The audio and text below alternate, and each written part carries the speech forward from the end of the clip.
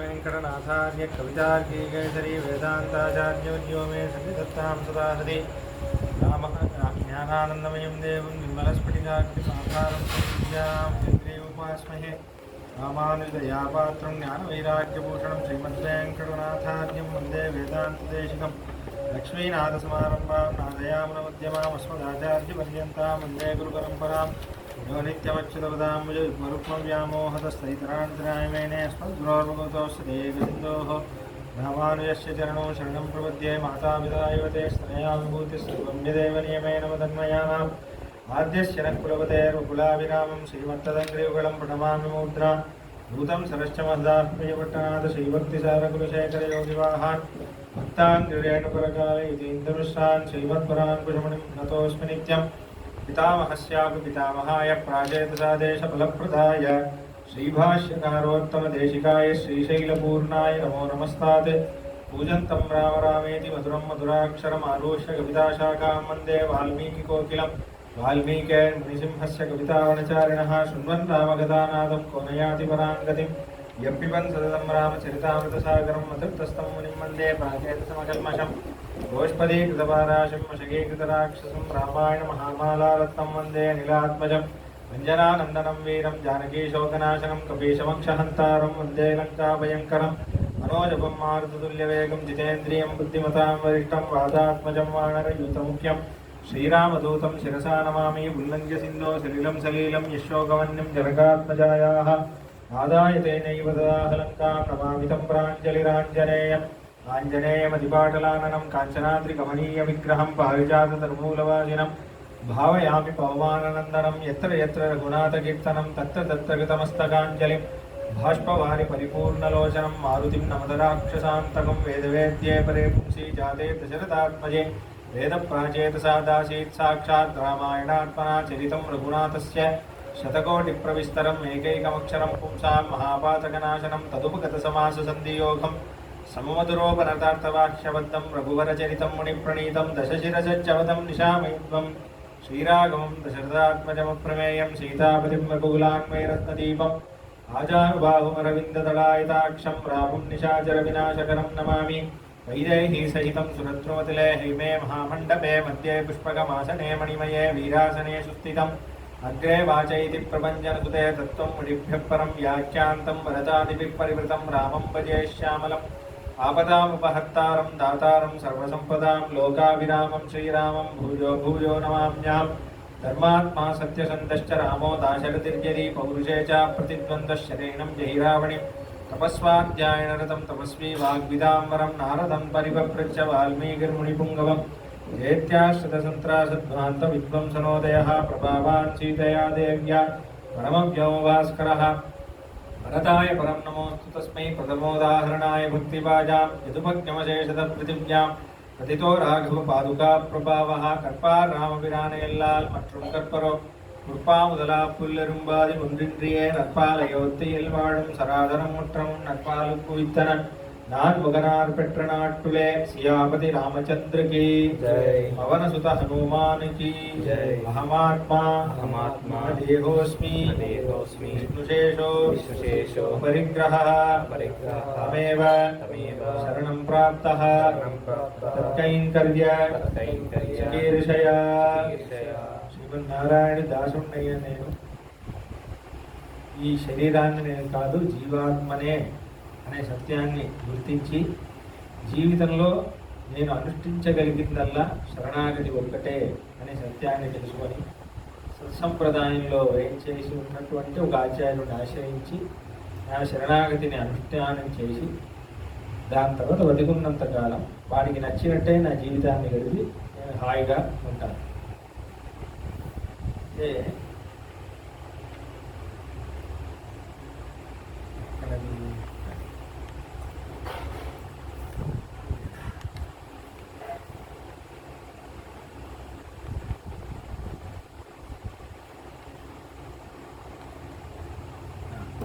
कथं दशरथज्जातो भवेत् राज्यापहारकः राज्यं चाहं च रामस्य धर्मं वक्तुमिहार्हसि అక్కడ అన్నాడు. నేను రాజ్యం ఒకటే అని అంటున్నాడు. అక్కడ చూశాను భరతుడు అయితే దాని తర్వాత జ్యేష్ఠ శ్రేష్ఠ ధర్మాత్మ అంటే వశిష్ఠ మహర్షితో మాట్లాడుతున్నారు. వశిష్ఠ మహర్షి నువ్వు రాజుగా అవ్వు అని భరతుడిని అంటుంటే భరతుడు మాట్లాడుతున్నా, అది చూస్తున్నాం అసలు. జ్యేష్ఠ శ్రేష్ఠ ధర్మాత్మ దిలీప నహుషోపమః లబ్ధుమర్హసి కాగుత్తో రాజ్యం దశరథోయత. గురువుగారు మా అన్నయ్య ధర్మాత్ముడు, జ్యేష్ఠుడు, దిలీప నహుషోపమః, మా వంశంలో దిలీప మహారాజా, నహుష మహారాజా అలా వచ్చారే, అలా దశరథ మహారాజా. ఈ వరుసలో రాముడు, భరతుడు రాడు ఈ వరుసలో, రాముడే. కాబట్టి రాముడే అర్హుడు ఈ రాజ్యానికి, నేను కాదు అంటున్నాను. అనాద్యజుష్టమస్వర్గ్యం కుర్జాం పాపమహం యది ఇక్ష్వాకూణామహం లోకే భవేయం కులపాంసనః. ఏమండి, నా కులం ఇక్ష్వాకు కులం మర్చిపోయారా అంటే ఏమంటున్నాడు? ఇలా అన్నయ్యని రాజ్యం పంపించి మరీ రాజ్యం సొంతం చేసుకోవడం అనేది, అంటే ఒకడికి కష్టం కలిగించైనా సరే నేను సుఖం పొందాలి అనేది అనే ఇలాంటి పనులు చేసే వంశం కాదు మాది. అటువంటి వంశంలో పుట్టారనుకున్నారా అంటున్నారు. అంటే వేరే వాడిది లాక్కొని మరీ నేను సుఖంగా ఉండాలి అని అనుకునే వంశం అనుకున్నారా మాది? అలా చేస్తే నేను కులపాంసుడిని అవుతాను, అంటే కులానికి ఒక ద్రోహిని అవుతాను. మాది ఇక్ష్వాకు కులం. ఎటువంటి కులం మాది? మేము ఇలా చేయొచ్చా? యద్ది మాత్రాకృతం పాపం నాహం తద విరోచయే ఇహస్థోవన దుర్గస్థం నమస్యామి కృతాంజలి. మా అమ్మ చేసిన పాపానికి నేను కష్టం అనుభవించాలా? నేను కూడా అటువంటి పాపాత్ముడిని అనుకుంటున్నారా? ఇక్కడ రాముడు రాజ్యంలో ఉన్నా సరే, వనంలో ఉన్నా సరే, నేను రాముడికే నమస్కరిస్తున్నాను. నమస్యామి కృతాంజలి. రాముడికే నా నమస్కారం. రాముడే నా ప్రభు, నేనే రాముడి దాసుడు. రామమే వానుగచ్చామి సరాజా ద్వివదాంబర త్రయానామపి లోకానాం రాఘవో రాజ్యమర్హతి. మీరు అనుకుంటున్నారు మీరేంటి, ఈ రాజ్యం రాముడు వదిలేశాడు కాబట్టి వనవాసానికి వెళ్ళాడు కదా, ఈ రాజ్యం మీరు అనుభవించు, నీదే ఈ రాజ్యం, పెద్దలు నీకు ఇచ్చిన రాజ్యం అని మీరు అంటున్నారు కదా. నేను ఒక మాట చెప్తాను వినండి. ఈ అయోధ్య ఒకటే కాదు, 3 లోకాలు రాముడిదే అని అంటున్నారు. 3 లోకాలకి ఎవరైనా రాజు అవ్వాలంటే రాముడే అవ్వగలడు. కాబట్టి ఎవరి రాజ్యం ఎవరికి ఇవ్వడం? ఎవరి అయోధ్య భరతుడి రాజ్యం అవదు. వనవాసం వెళ్ళాడు కాబట్టి అయోధ్య భరతుడి రాజ్యం అవుతుంది. 3 లోకాలు అయిందే. ఆయన వనవాసం వెళ్ళినా 3 లోకాలు అయిందే. కాబట్టి అలా ఎలా అవుతుంది? రాముడిదే రాజ్యం అని అంటున్నాడు. తద్వాక్యం ధర్మ సంయుక్తం శుత్వా సర్వే సభాసదః అలా చెప్పేసి ఆపాడు. ప్రయాణ రామమేవాను గచ్చామి. కాబట్టి నేను రాముడి వెంట వెళ్ళి రాముడి దారిలో రాముడి సేవకుడుగా ఉండడమే నా జీవితం యొక్క లక్ష్యం అని అనగానే హర్షాన్ ముముచు అశ్రూణి రామే నిహిత చేతసః. రాముడి గురించి ఇంత గొప్పగా మాట్లాడగానే అక్కడ జనాలందరూ, ఆ సభలో విన్న వాళ్ళ సైనికులు వాళ్ళందరూ విని రాముడి మీద భరతుడి ప్రేమ చూసేసి కంటతడి పెట్టుకొని ఏడుస్తున్నారు. ఆనంద బాష్పాలు ఏడుస్తున్నారు. ఇంతటి అన్నయ్యకి ఇంతటి తమ్ముడే, ఇలాంటి జోడి ఎక్కడ చూడలేము అన్నాడు.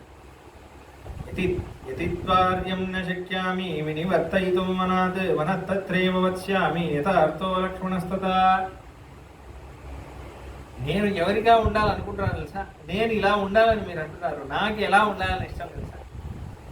నా తమ్ముడు లక్ష్మణుడు ఉన్నాడే, నాకు దారి చూపించాడు. అన్నయ్య వనవాసం వెళ్తే నేను కూడా వనవాసం వెళ్ళాలి, అన్నయ్యతోనే ఉండి సేవ చేయాలి అన్నాడే, నాకు అలా ఉండాలను. లక్ష్మణుడిలానే రాముడితో పాటు నేను కూడా ఉండి రాముడికే ఒక కింకరుడిలాగా ఉండి రాముడు ఏం ఆజ్ఞిస్తే చేయాలని అనుకుంటున్నాను. కాబట్టి వనతత్రేవ వక్ష్యామి యథార్థో లక్ష్మణస్తత. నేను కూడా వనవాసం పెడుతున్నా, నా మనసులో అదే ఉంది స్వామి. నాకు ఈ అయోధ్య రాముడు ఎక్కడ ఉంటాడో అక్కడే లక్ష్మణుడిలాగా ఉండాలని ఉంది. నా తమ్ముడు ఎంత గొప్ప పని చేశాడు. సర్వోపాయం తు వర్తిష్యే వినివర్తయితుం బలాద్ సమక్షమార్యమిశ్రాణాం సాధూనాం గుణవర్తినాం. నా వల్ల ఏమేమి ఉపాయం అవుతుందో, ఎంత ఎంత ప్రయత్నం అవుతుందో, శత విధాలు అయితే శత విధాలు ట్రై చేస్తాను. మా అన్నయ్యని మళ్ళీ అయోధ్య తీసుకురాడు. నేను వనంలో ఉంటాను. దశరథ పుత్రుల్లో ఒకళ్ళు వనంలో ఉండాలి, ఒకళ్ళు రాజ్యంలో ఉండాలి. రాముడు రాజ్యంలో ఉండని, నేను వనంలో ఉంటాను. ఇష్టికర్మాంతికా సర్వే మార్గశోధకదక్షకా ప్రస్థాపితా మయా పూర్వం యాత్ర మమ రోచతే అన్నట్టు గురువుగారు మీకు విషయం చెప్పాలి. ఇన్ని రోజులు మధ్యలో నేను కొంతమంది కన్స్ట్రక్షన్ వర్కర్స్, ఎక్స్పర్ట్స్ వాళ్ళని అందరినీ పంపించి గంగానది వరకు రోడ్ వేసేసాను. రెడీగా ఉంది, మనం బయలుదేరాల్సిందే. కాబట్టి వెళ్దాం, ఇప్పుడే బయలుదేరదాం అని ఇప్పుడు అంటున్నాడు సభలో. నేను ఆల్రెడీ చేంజ్ చేశాను, అంతా రెడీగా ఉంది. అక్కడక్కడ అన్ని వసతులు, నివాసం చేయడానికి వసతులు, క్యాంపింగ్ సైట్స్, అందరికీ కొత్త అన్ని నిర్మాణం చేశాడు కదా. వాటర్స్ కూడా, కెనాల్స్ అక్కడక్కడ నిర్మాణం చేశాడు. ఫుడ్కి ఏమి ఇది లేకుండా ఎక్కడెక్కడ పళ్ళు దొరుకుతాయి, ఎక్కడెక్కడ ఇది అన్నీ పెట్టించేసాడు.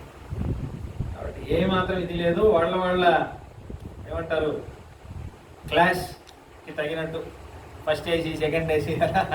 మినిస్టర్ అయితే ఆయనకి సపరేట్ టెంట్, సోల్జర్స్ అయితే సపరేట్ టెంట్, సిటిజన్స్ అన్ని ఏర్పాటు చేసేసాడు.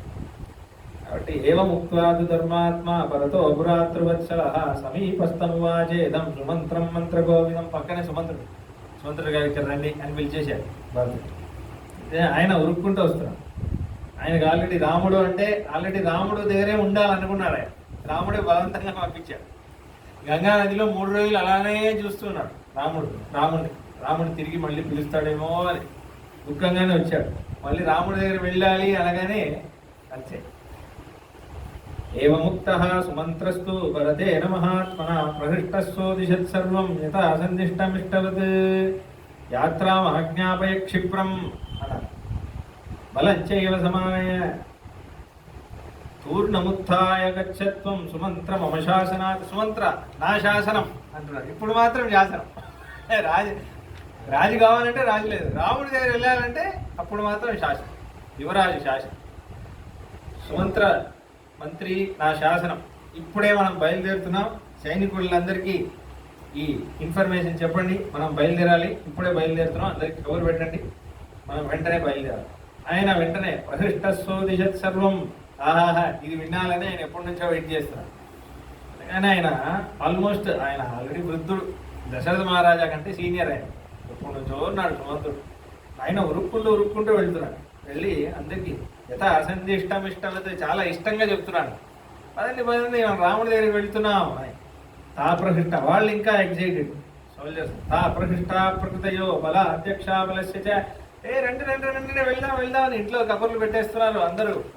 మొత్తం అయోధ్య మొత్తం అల్లకల్లోలంగా ఉంది. సైనికులందరూ ఇంట్లో వెళ్ళి ప్యాక్ చేసి గబగబా వెంటనే ప్యాక్ చేసేసుకొని అందరూ అవునా అని ఇంట్లో ఆడవాళ్ళందరూ కూడా వాళ్ళు కూడా అందరూ అయ్యో మరేం ఉండలేదు, ఇంకా ఏం దిగులేదు, రాముడా సరే అన్నీ చూసుకున్నాం, దారిలో ఏదో దొరుకుతుంది వెళ్ళా. ఇప్పుడు నేను భద్రాచలం వెళ్తున్నాను కదా, అలానే ఏం అవసరం లేదు, ప్రిపరేషన్ అలా వెళ్ళిపోవాలి అనుకోగానే వెళ్ళిపోయారు. కాబట్టి తతో యోధాంగనా సర్వ భ్రాతృన్ సర్వాన్ గృహే యాత్రాగమనమాజ్ఞాయ త్వరయంతి స్మ హర్షితాః. ఏంటి ఎంతసేపు, తొందరగా చేయి, తొందరగా ప్యాక్ చేయి, ఎంతసేపు అని అందరూ రాముడి దగ్గరికి వెళ్ళాలి నేను అని ఆడవాడు. అది అలా అన్ని గోరథై శీఘ్రం స్యందనైశ్చ మనోజనై సహయోషిత్ బలాధ్యక్ష బలం సర్వమచోదయన్. కాబట్టి ఆడవాళ్ళు కూడా నేను కూడా బయలుదేరుతాను, నేను కూడా వస్తానండి, సరే నేను ఫస్ట్ రథంలో వెళ్ళిపోతాను, మీరందరూ వెనకాల రా అని. అయితే అందరూ చిన్న పిల్లలు, అప్పుడే పుట్టిన పిల్లలు అందరూ బయలుదేరుతారు. అది ఒళ్ళో వేసుకొని సంకల్పం ఎత్తుకొని వెళ్ళిపోతున్నారు. కంప్లీట్ మొత్తం అయోధ్య ఎవరు లేరు, మొత్తం వెళ్ళిపోతున్నారు అందరూ. బ్రాహ్మణులు అన్నీ ఒక శ్లోకం మొత్తం వస్తుంది, ఎవరెవరు వచ్చారు. అందరు షాపులన్నీ కూడా మూసారేమో వేయలేదు, అలా వచ్చేసారు. రాముడు అంటే అంత ఇష్టం. సజ్జం తు తద్బలం దృష్ట్వా భరతో గురు సన్నిధో రథం మే త్వరయస్వేతి సుమంత్రం పార్శ్వతోర్ష్వీత్. అప్పుడు సుమంత్రుడు అందరికి కబురు పెట్టేసి అందరిని తీసుకొచ్చి మళ్ళీ వశిష్ఠ మహర్షి పక్కన నిల్చొని స్వామి అన్ని రెడీ అన్నాడు. భరతుడు అక్కడికో వెళ్ళి అందరితో మాట్లాడుతున్నాడు. ఇప్పుడు వశిష్ఠ మహర్షి పక్కన సుమంత్రుడు నిల్చున్నాడు. వశిష్ఠ మహర్షి దగ్గర వరకు వెళ్ళి సుమంతుడితో మాట్లాడుతున్నారు అంటున్నారు వాల్మీకి మహర్షి. సజ్జం తు తద్బలం దృష్ట్వా భరతో గురు సన్నిధౌ అంటే వశిష్ఠ మహర్షి దగ్గరికి వెళ్ళి మీ దగ్గరికి వచ్చి మీ పక్కన ఆయనతో మాట్లాడితే ఎలా ఉంటుంది కదా. అలా అంటే ఇక్కడ మీనింగ్ ఏంటంటే అన్ని చూస్తున్నారు వశిష్ఠ మహర్షి, ఎందుకంటే ఆయనకి ఏం జరుగుతుందో తెలుసు. ఆయన త్రికాలజ్ఞులు కదా, బ్రహ్మర్షి ఆయన, అన్నీ తెలుసు. ఏం వస్తుంది, రాముడు వస్తాడా, రాముడి పాదుక వస్తుందా, అన్నీ తెలుసు ఆయన. కాబట్టి మంచి గొప్ప పని చేయబోతున్నాడు, పాదుకా ప్రభావం చూపించబోతున్నాడు కదా, ఇక ఏమనట్లేదు. అయితే భరతస్య తస్యాజ్ఞాం పరిగృహ్య ప్రహర్షితః రథం గృహీత్వోపయయౌ యుక్తం పరమమాజిభిః. సైన్యులందరూ రెడీ వచ్చేసారు, స్వామి బయలుదేరడమే, రథం తీసుకొని రండి వెళ్ళిపోదాం. మళ్ళీ ఉరికారట సుమంత్రుడు, స్వామి రథం వచ్చేసింది. రథం తీసుకొని రథం ఇలా భరతుడి ముందు ఇలా వచ్చి పార్క్ చేశారు. భరతుడు గబగబా ఎక్కాడు. రాఘవ సత్యధృతి ప్రతాపవాన్ బ్రువన్ సుయుక్తం దృఢసత్య విక్రమ గురుం మహారణ్యగతం యశస్వినం ప్రసాదయిష్యన్ భరతో బ్రవీత్తత.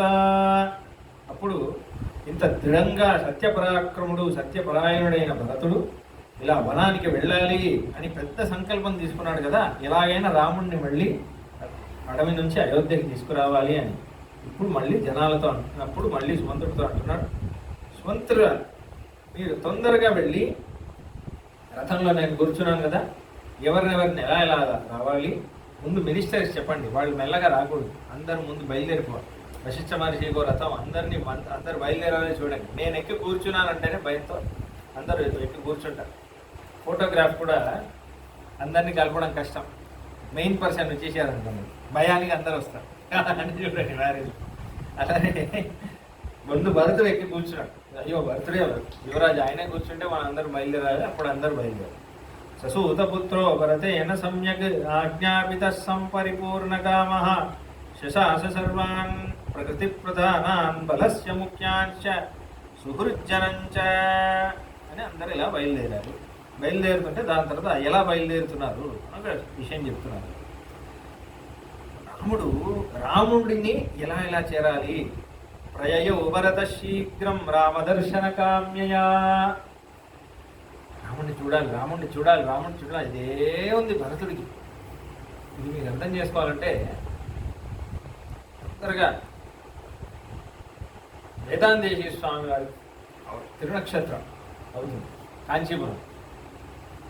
ఎప్పుడు విజయదశమి రోజు వస్తుంది, మోస్ట్లీ భాద్రపద మాసం శ్రవణ నక్షత్రం.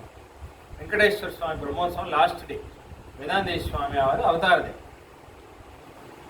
ఆ రోజు వేదాంతేశ్వర స్వామి వారి జన్మస్థలం తూపుల్ అని అంటారు. ఆ తూపుల్ అనేది కాంచీపురం వరదరాజ స్వామి టెంపుల్ నుంచి ఒక 4 కిలోమీటర్స్ ఉంటుంది. అయితే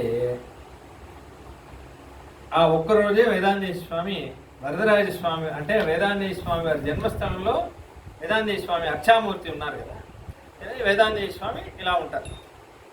ఈ చేతిలో శ్రీ వేదాంత సూత్రం ఉంటుంది, ఇలా ఉపదేశ ముద్రలో ఉంటుంది. ఆ ఒక్కరోజు మాత్రం ఇలా అంజలి ముద్రలో వస్తారు వరదరాజ స్వామిని సేవించడానికి. అయితే వరదరాజ స్వామి వారు తన పల్లకి, తన గొడుగులు, తన వాద్య బృందాన్ని పంపిస్తారు వేదాంతేశ్వర స్వామి వారిని చూడడానికి, రిసీవ్ చేస్తారు. మొత్తం బ్యూటిఫుల్ ఉత్సవం, మార్నింగ్ నుంచి రాత్రి 2 గంటలు అయిపోతుంది కంటిన్యూస్. ఆ మొత్తం వరదరాజ స్వామి టెంపుల్లో ఎన్ని సన్నిధులు ఉన్నాయో అన్ని సన్నిధి వేదాంతేశ్వర స్వామి మంగళాశాసనం చేస్తారు. అంటే పల్లకి ఉంటుంది కదా, ముందు పెద్ద పల్లకిలో వస్తారు, టెంపుల్ లోపల ఎంటర్ అవ్వగానే దాన్ని చిన్న పల్లకిలో మార్చుకుంటారు. ఇట్లాంటి పల్లకి చిన్న పల్లకిలో మార్చుకుంటారు. ఒక్కొక్క సన్నిధి దగ్గర తీసుకెళ్తారు. వేదాంతేశ్వర స్వామి ఇలా ఉన్నారు కదా, ఆ ముందున్న వాళ్ళు ఆ ముందు కట్టలు ఉంటాయి కదా దాన్ని బెండ్ చేస్తారు. అంటే వేదాంతేశ్వర స్వామి ఇలా 4 సార్లు మొక్కినట్టు ఇలా చేస్తారు. దాంతో సన్నిధిలో ఉన్న మాల వేదాంతేశ్వర స్వామి వాళ్ళు ఒక్కరే అన్ని స్తోత్రాలు రాశారు కదా సంప్రదాయం. వేదాంతేశ్వర స్వామి వారు రాసినంత స్తోత్రాలు ఎవరు రాశారు? రంగనాథ స్వామి మీద రాశారు, కృష్ణుడి మీద రాశారు, మహాలక్ష్మి మీద రాశారు, గోదాదేవి మీద రాశారు, అందరి మీద రాసేశారు.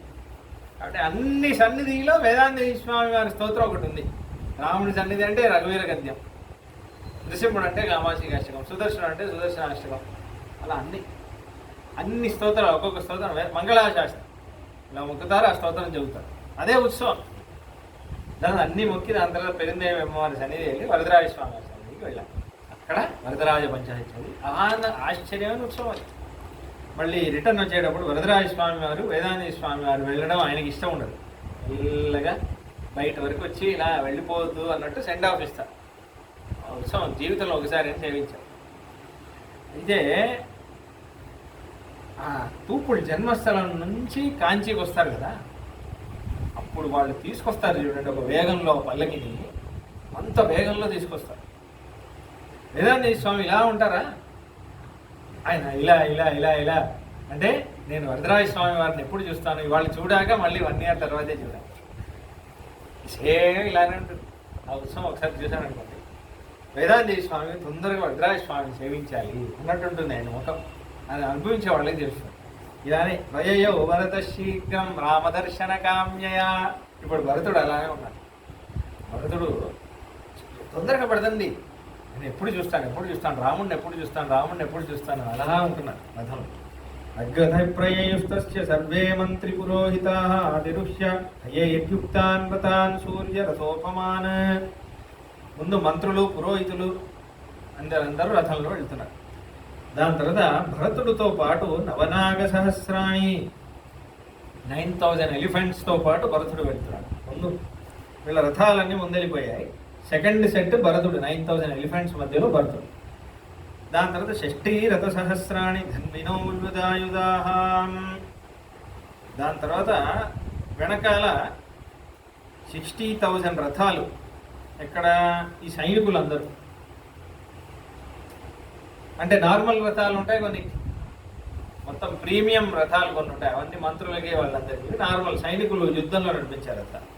దాని తర్వాత 100,000 దాని తర్వాత 1,00,000 గుర్రాలులో మళ్ళీ అదొక ఇది. దాని తర్వాత చాలా అందంగా ఒక విషయం అంటున్నారు, కైకేయి దాంతో మళ్ళీ పల్లకులు. ఆ పల్లకిలో కైకేయికి ఒక పల్లకి, సుమిత్రకు ఒక పల్లకి, కౌసల్యమ్మకు ఒక పల్లకి. కైకేయీ చ సుమిత్రా చ కౌసల్యా చ యశస్విని రామాయణ సంతుష్ట యయుర్ధ్యానేన భాస్వత. వాల్మీకి చాలా అందంగా అంటున్నారు. కైకేయి పేరు వేసి అదే వాల్మీకి భాష. ఒక విషయం చూడండి, ముందు రామాయణ సంతుష్ట. అనయన అంటే మళ్ళీ తీసుకురావడం అర్థం. రాముణ్ణి మళ్ళీ తీసుకొని రావాలి అనే సంతుష్టంలో క్రమంలో ఫస్ట్ కైకేయి వెళ్ళింది, తర్వాత సుమిత్ర, తర్వాతే కౌసల్య. ఎవరి పేరు ఫస్ట్ వేయాలి? కౌసల్యమ్మ పేరు ఫస్ట్ వేయాలి. కానీ కైకేయి, అదే కైకేయి అంటే అర్థమైందా? ఎందుకంటే కైకమ్మకే రాముడు అంటే చాలా ఇష్టం. కౌసల్యమ్మ అయినా ఎప్పుడో ఒకసారి చూస్తాడు రాముడు డేలో. ఎప్పుడో ఒకసారి హాయమ్మ అని చెప్పేసి కైకమ్మతో కబుర్లంతా పెడుతూ ఉంటాడు. అది మనం చూసాం. వాళ్ళు కైకమ్మ అంటే చాలా ఇష్టం. ఏదో పాపం అలా చేసేసింది.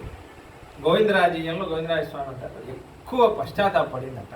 భరతుడు స్వరూపం తెలియగానే ఏమో నా కొడుకు కరెక్ట్గానే అంటున్నాడు, నేను పోయి ఇలా అనుకున్నానే అని మనసులో అనుకున్నాను. నేను నా వల్లే కదా ఇది ఎంత అయింది, ముందు నేనే తీసుకొని రావాలి. ఫస్ట్ కైకమ్మే బయలుదేరింది అది చెప్తున్నారు. కాబట్టి రామాయణంలో వచ్చిన వాళ్ళందరూ భాగవతులు, ఎవరిని మనం ద్వేషించకూడదు. కానీ ధర్మం, అందుకని వాళ్ళు చేసిన అధర్మాన్ని కప్పిపుచ్చి ధర్మం అనకూడదు, అది కాదు. కానీ వాళ్ళ గురించి తక్కువగా మాట్లాడకూడదు. ఎందుకంటే వీళ్ళందరూ గొప్పవాళ్ళు. రామాయణంలో ఉంటున్నారంటే రామాయణం అనేది వేదం లోపల వాళ్ళ పేరుంటే ఉందంటేనే వాళ్ళు గొప్పవాళ్ళు కదా. దాని తర్వాత చూడండి, చాలా అందమైన విషయం ఇది. దాని తర్వాత ప్రయాతాశ్చార్య సంఘాత రామం ద్రష్టుం సలక్ష్మణం తస్యైవ చ కథాశ్చిత్రాః దుర్వాణా హృష్టమానసాః. అయితే వెనకాల అందరూ కొంచెంమంది నడుచుకుంటూ వెళ్తున్నారు. అందరు మిగతా వాళ్ళందరూ నడుచుకుంటూ వస్తున్నారు. చూడండి, అందరూ విచిత్రంగా అందరూ రాముడి గురించి మాట్లాడుకుంటూ నడుస్తున్నారు. ఇంతమంది. ఇవన్నీ ఆర్మీ మీకు చూడాలంటే పండర్పూర్లో ఎప్పుడైనా ఈ ఆషాఢ మాసంలో వెళ్ళాలి, వారీ జరుగుతుంది. అప్పుడు వెళ్ళారనుకోండి, సడన్గా ఒక సైన్యం వస్తుంది. అలా వెళ్తున్నారు. అప్పుడు మధ్యలో ఇలా ఏం మాట్లాడుకుంటున్నారో ఒక 2 శ్లోకాలు చెబుతున్నారు. కొంతమంది అన్నారంట, మేఘశ్యామం మహాబాహుం స్థిరసత్వం దృఢవ్రతం కదా ద్రక్ష్యామ్యహం రామే జగత శోకనాశనం. మేఘశ్యాముడు రా రాముడు, అప్పుడే వర్షించే మేఘం రంగులో ఉంటాడు. ఆ రాముడిని నేను ఎప్పుడు చూస్తాను రా. ఈ ఎండలో తప్పించిపోతుండే ఆ మేఘాన్ని చూస్తేనే కదా నాకు మళ్ళీ ఫుల్ ఎండలో వర్షం పడింది అనుకోండి ఎలా ఉంటుంది.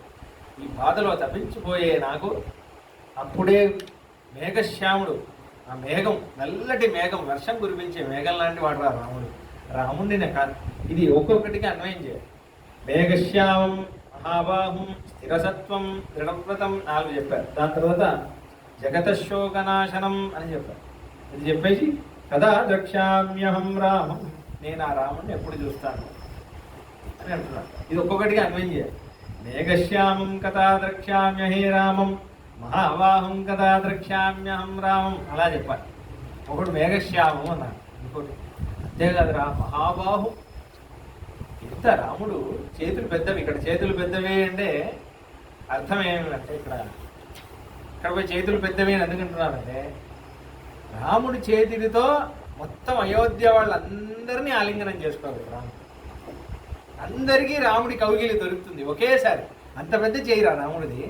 మన అందరం కలిసి ఒకేసారి కౌగిలించుకుంటే కూడా అందరికీ రాముడి చెయ్యి యొక్క స్పర్శం తగ్గుతుంది. అటువంటి కౌగిలి రాది. ఆ కౌగిలిని నేను మళ్ళీ ఎప్పుడు పొందుతాను రా.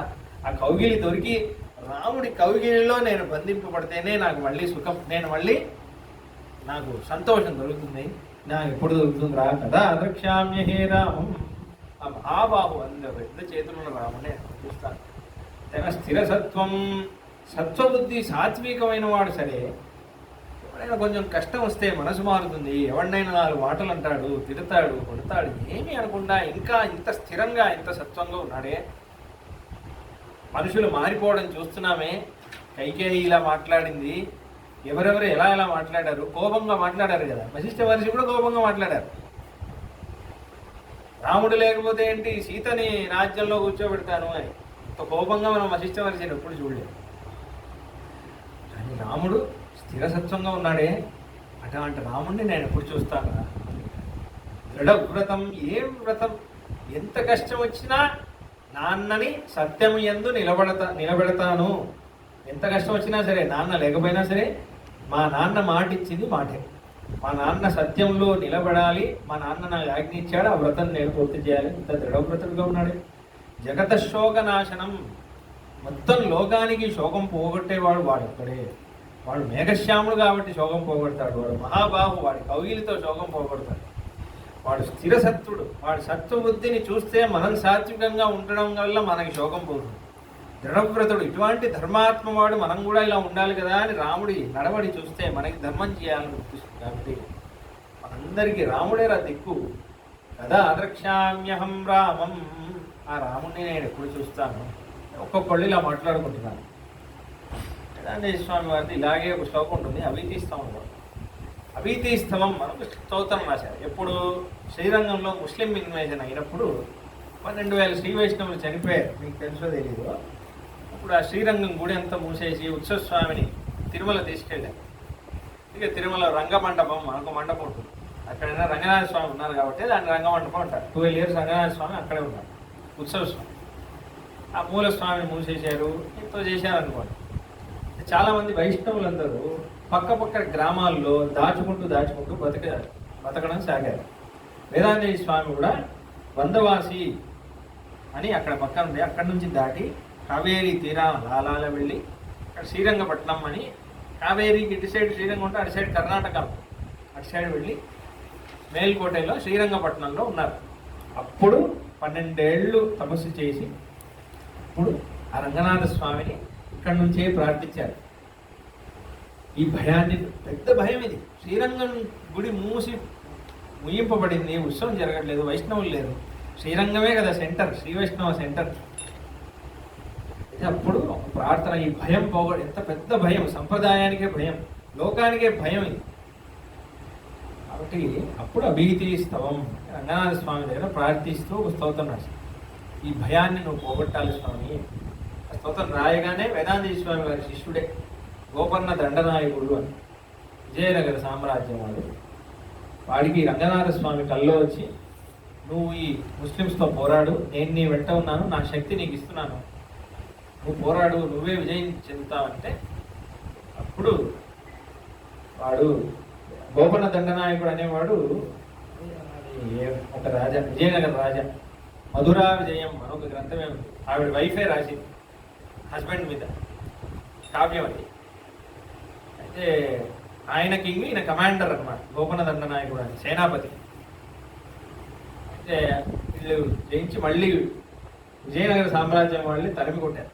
మళ్ళీ ఇటువైపు కన్నెత్తి చూడనంత యుద్ధం చేసి మళ్ళీ, అందుకే మళ్ళీ ముస్లిం ఇన్వేజన్ మళ్ళీ జరగలేదు సైడ్. అలా వాళ్ళే కాపాడారు. మళ్ళీ శ్రీరంగంలో మళ్ళీ ప్రతిష్ఠ చేసి సంప్రోక్షణ ఖర్చు అంతా విజయనగర సామ్రాజ్యం మళ్ళీ మొత్తం వాళ్ళే చేశారు. ఇప్పుడు శ్రీరంగం ఇప్పుడు మొత్తం మీకు రాయితో కనిపిస్తుందా? ముందు అసలు రాయే కనిపించేది కాదు, మొత్తం బంగారమే. ఆ బంగారం అంది లేపుకొని వెళ్ళిపోయారు వాళ్ళు. ఎంత? 400 tons ఆఫ్ గోల్డ్ అంటున్నారు. 400 tons ఆఫ్ గోల్డ్, అంత గోల్డ్ తీసుకెళ్ళారు. అయితే సరే అంత ఎందుకో చెప్పి ఇప్పుడు అంటే వేదాంత స్వామి ఆ భీతిస్తవంలో శ్రీరంగం రంగనాథ స్వామి వారి భక్తుల గురించి కొంచెం విషయం అంటున్నారు. లగిష్ట సుఖ సంగదై స్వకృత కర్మ నిర్వర్తితై కలత్ర సుత సోదరానుచరబంధు సంబంధిభిః ధన ప్రభృతికైరపి ప్రచుర భీతి భేదోత్తరై అభిప్రతిదితిం ప్రభో తదనుభూతి భోగార్తినః. రంగనాథ, నీ భక్తులు ఉన్నారే, నీ భక్తులు అనేవాళ్ళు కొంచెం స్పెషల్. ఎందుకంటే లఘు, లఘీయం, లఘిష్టం. లఘు అంటే చిన్నది, లఘీయం అంటే చాలా చిన్నది, లఘిష్టం అంటే అంతకంటే చిన్నది అయినా లేదు. అంతకంటే చిన్నది అయిన సుఖం లేదు, చాలా తుచ్చమైన సుఖం. ఎటువంటి సుఖం? కలత్ర సుత సోదరాను చరబంధు సంబంధిభిః. కలత్రం, కలత్రం అంటే భార్య, భర్తలు, సుత పిల్లలు, సోదరు, రిలేటివ్సే నా ప్రపంచం అని. రిలేటివ్స్, ఫ్రెండ్స్, ఈ జనాలు, అశాశ్వతమైన జనాలే నా ప్రపంచం అనుకొని అంటే చెయ్యాలి. కానీ ఈ వైష్ణవత్వాన్ని వదిలేసి మరీ వాళ్ళతో ఉండడం అనేది అంత శ్రేయస్కరం కాదు కదా. నీకు ఒకే ఒక బంధువు కృష్ణుడే కదా. కాబట్టి కలత్ర సుత సోదర అనుచర బంధు సంబంధి, అనుచరులు, మళ్ళీ నాకు ఇన్ని ఫ్యాన్స్ ఉన్నారు, ఇంతమంది ఫాలోవర్స్ ఉన్నారు అనే ఒక గర్వం, నాకు ఇంతమంది బంధు బలగ ఉంది అనే ఒక గర్వం, అనుచర బంధు సంబంధిభిః, ఇంతమంది నాకు రిలేటివ్, నాకు ఇంతమంది తెలుసు, నన్ను ఇంతమంది కనిపెడతారు అనుకుంటున్నా. ఇది ఎగ్జాంపుల్ నేను చాలాసార్లు ఇచ్చాను. బ్రహ్మ అందరికీ తెలుసు, ఎవరికైనా తెలుసు, క్రియేటర్ బ్రహ్మ. ఇంతకుముందు ఎంతమంది బ్రహ్మలు వచ్చారో వాళ్ళ పేర్లు కూడా మనకి తెలియదు.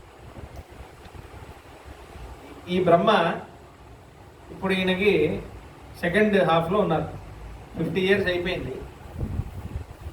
అంటే బ్రహ్మకి ఈ మనం మహాయుగం అంటున్నాం, 4 చతుర్యుగాలు. 4 చతుర్యుగాలు అయితే అది ఒక రోజు బ్రహ్మకి. మనకి 4 చతుర్యుగాలు అయితే బ్రహ్మకు ఒక రోజు. అలా 50 years ద్వితీయ పరార్థే సంకల్పంలో అంటాం. ఇప్పుడు అద్య బ్రహ్మణ, ఇప్పుడున్న బ్రహ్మకి ద్వితీయ పరార్థే, ఆయనకి ఫస్ట్ పరార్థం, ఫస్ట్ హాఫ్ అయిపోయింది ఆయన పోస్టులో. 100 years పోస్ట్, సీఎంకి 5 years పోస్ట్ లాగా బ్రహ్మకి 100 years పోస్ట్, 50 years అయిపోయింది. దాని తర్వాత ఏమంటే 28 దాని తర్వాత ఇంతకుముందు ఈ సెకండ్ హాఫ్లో కూడా 27 times చతుర్యుగ 4 మహాయుగాలు అయిపోయింది. ఇది 28th time, 28 అష్టావింశతిలో కలియుగే అంటున్నాం. ఈ 100 years అయిపోయిందంటే ఆయన రిప్లేస్ చేయాలి.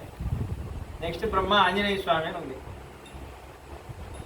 భవిష్యత్ బ్రహ్మాయ నమః, భవిష్యత్ చతురాననాయ నమః అని వస్తుంది ఆంజనేయ స్వామి అర్చనలు. భవిష్యత్ చతురాననాయ నమః, అది ఆంజనేయ స్వామికి ఒక వరం. ఇప్పుడు ఇంతకుముందు బ్రహ్మలు లేరా? చాలా బ్రహ్మలు వచ్చారు కదా, ఏమయ్యారు? వాళ్ళ చరిత్ర ఏంటి, వాళ్ళ పేరేంటి మనకు తెలియదు, వాళ్ళ పేరు కూడా తెలియదు. అయితే ఇప్పుడు మొత్తం ప్రపంచంలో ఉన్న వాళ్ళందరూ ఆయన అండర్లోనే ఉన్నట్టు కదా, కానీ ఆయన ఏమైపోయాడో తెలియదు. మనమేమో అనుకున్నాం, చూసావా నాకు ఫేస్బుక్లో 1 lakh ఫ్యాన్స్ ఉన్నారు, నువ్వు ఏమైపోతావు, 30 ఏళ్ళ తర్వాత నిన్ను ఎవడు కనిపెడతాడు, ఎవడు గుర్తుపెట్టుకుంటాడు, ఎవడు గుర్తుపెట్టుకోడు. కాబట్టి అదే అంటున్నారు వేదాంత స్వామి, కలత్రసుత సోదరాను చరబంధు సంబంధిభి. ఇదంతా లఘిష్టమైన సుతం. లఘు, లఘీయం, లఘిష్టం. Small, smaller, smallest. దాని తర్వాత అంటున్నారు ధన ప్రవృతికైరపి. ధనం ప్రవృతికై అంటే ఎక్సెట్రా అనేసారు. ఆ మాట కూడా చెప్పడానికి రావట్లేదు, అంత తుచ్చమైనది. వేదాంత స్వామి తన నోట్తో కూడా చెప్పకూడదు అనుకుంటున్నాను. ధనం ఎక్సెట్రా. ధన ప్రవృతికైరపి ప్రచురభీతి భేదోత్తరై. ఇదంతా కూడా భీతియే కదా, భయం. కాబట్టి ఇదంతా వదిలేసి వాళ్ళు ఏం చేస్తున్నారు, త్వదనుభూతి భోగార్తిన.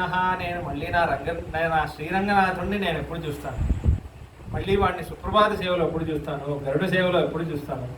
బ్రహ్మోత్సవం అవుతుంది, మొన్న ఫొటోస్ వస్తాయి మీకు వాట్సాప్లో. రంగనాథ స్వామి ఆశ్చర్యం. మొన్న మహాలక్ష్మి అమ్మవారి అవతారం అయింది, పంగుని ఉత్తరం అంటారు. ఆ ఒక్కరోజే రంగనాయకి అమ్మవారు రంగనాథ స్వామి కలుస్తారు. అంత ఆశ్చర్యమైన ఉత్సవం అది. రంగనాథ స్వామిని చూస్తూ ఉంటే శ్రీరంగమే వైకుంఠం. కాబట్టి రంగనాథ స్వామి వారి భక్తులు అంటున్నారు, కాబట్టి ఇలాని భక్తులు వాళ్ళకి ఇవన్నీ సుఖమే కాదు. ప్రపంచంలో ఎవరెవరు సుఖం అనుకుంటున్నారో అదంతా సుఖమే. వాళ్ళకి ఏం సుఖం, స్వకృత కర్మ నిర్వర్తితై.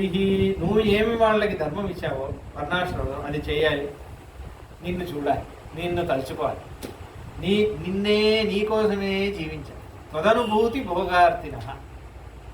నేను మళ్ళీ రంగనాథ స్వామి అనే అనుభూతి భోగం నేను ఎప్పుడు పొందుతాను. అనుభూతియే భోగం వాళ్ళకి. నేను మళ్ళీ రంగనాథుని ఎప్పుడు చూస్తాను, రంగనాథ స్వామి జటారిని నేను ఎప్పుడు తీసుకుంటాను, రంగనాథ స్వామి తీర్థం నేను ఎప్పుడు తీసుకుంటాను, అదే భోగం. అలానే తదనుభూతి భోగార్జన అంటే ఈయనకు కూడా వస్తుంది. బృందావనం వెళ్తే కూడా అక్కడే కృష్ణుడి జన్మస్థానం, కానీ అక్కడ వెళ్తే కూడా ఈయన గుర్తొస్తున్నాడు. మొన్న వెళ్ళేసి వస్తే ఈయనే గుర్తొస్తున్నాడు.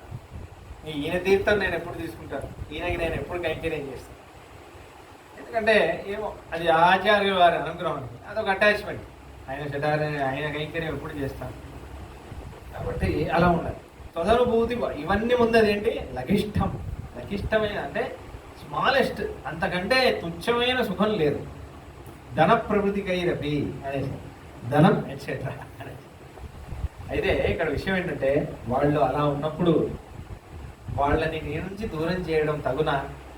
తండ్రి తొందరగా మమ్మల్ని పిలుచుకోవా, మళ్ళీ నిన్ను ఎప్పుడెప్పుడు చూస్తామని ఉంది నాయన, మళ్ళీ నీ ఉత్సవం జరగొద్దా, మళ్ళీ నీకు శ్రీరంగంని గుడి తెరవద్దా, ఈ తురుష్కుల్ని తరిమి మళ్ళీ నీ శ్రీరంగాన్ని పునర్వైభవం తెప్పించి మా తదనుభూతి భోగార్తిన అనేటట్టు మమ్మల్ని చెయ్యి స్వామి అని ప్రార్థిస్తున్నాం. ఈ భీతిని పోగొట్టు స్వామి అని ప్రార్థిస్తున్నాం. అదే అంటున్నారు కదా. వాళ్ళెలా రంగనాథ స్వామిని చూడకుండా తప్పిస్తున్నారో వీళ్ళు కూడా రాముణ్ణి చూడకుండా తప్పిస్తున్నారు. కదా ఆదృక్ష్యామ్యహం రామం జగతశోకనాశనం. దాని తర్వాత దృష్టయేవ హిన శోకం అపనేష్యతి రాఘవః తమస్సర్వస్య లోకస్య సముద్యన్నివ భాస్కరః. అదే అవునరా కదా. దృష్టయేవ హిన శోకం. రాముడిని అక్కడెక్కడో రాముడు ఉంటే కూడా ఇక్కడి నుంచి రాముడిని చూస్తే కూడా చాలరా, అంత దగ్గర వెళ్ళే అవసరం కూడా లేదు. రాముడిని ఒకసారి చూసి వచ్చేస్తే చాలు. దృష్టయేవహిన రాముడిని ఒకసారి కనిపిస్తే చాలరా, శోకం అపనేష్యతి. శోకం అంతా వెళ్ళిపోతుందిరా. ఎలా వెళ్ళిపోతుందో తెలుసా?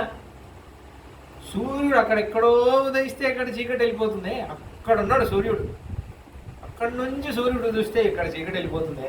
నా రూమ్ ఎక్కడుంది, రూమ్ లోపల కర్టెన్ వేస్తే కూడా వెలుగు వస్తుంది. ఎంత ఆశ్చర్యం. అక్కడ రాముడు ఉంటే కూడా ఒక్కసారి రాముడిని చూసేస్తే నా శోకం వెళ్ళిపోతుందిరా. ఒక్కసారి మనం అందరం ఇప్పుడు రాముడిని చూడబోతున్నాం, భరతుడు మనల్ని తీసుకెళ్తున్నాడు, తొందరగా రాముడిని చూసేయాలి అని అంటాం. అలా అనగానే నిత్యేవం కథయంతస్తే సంప్రహిష్టా కథా శుభాః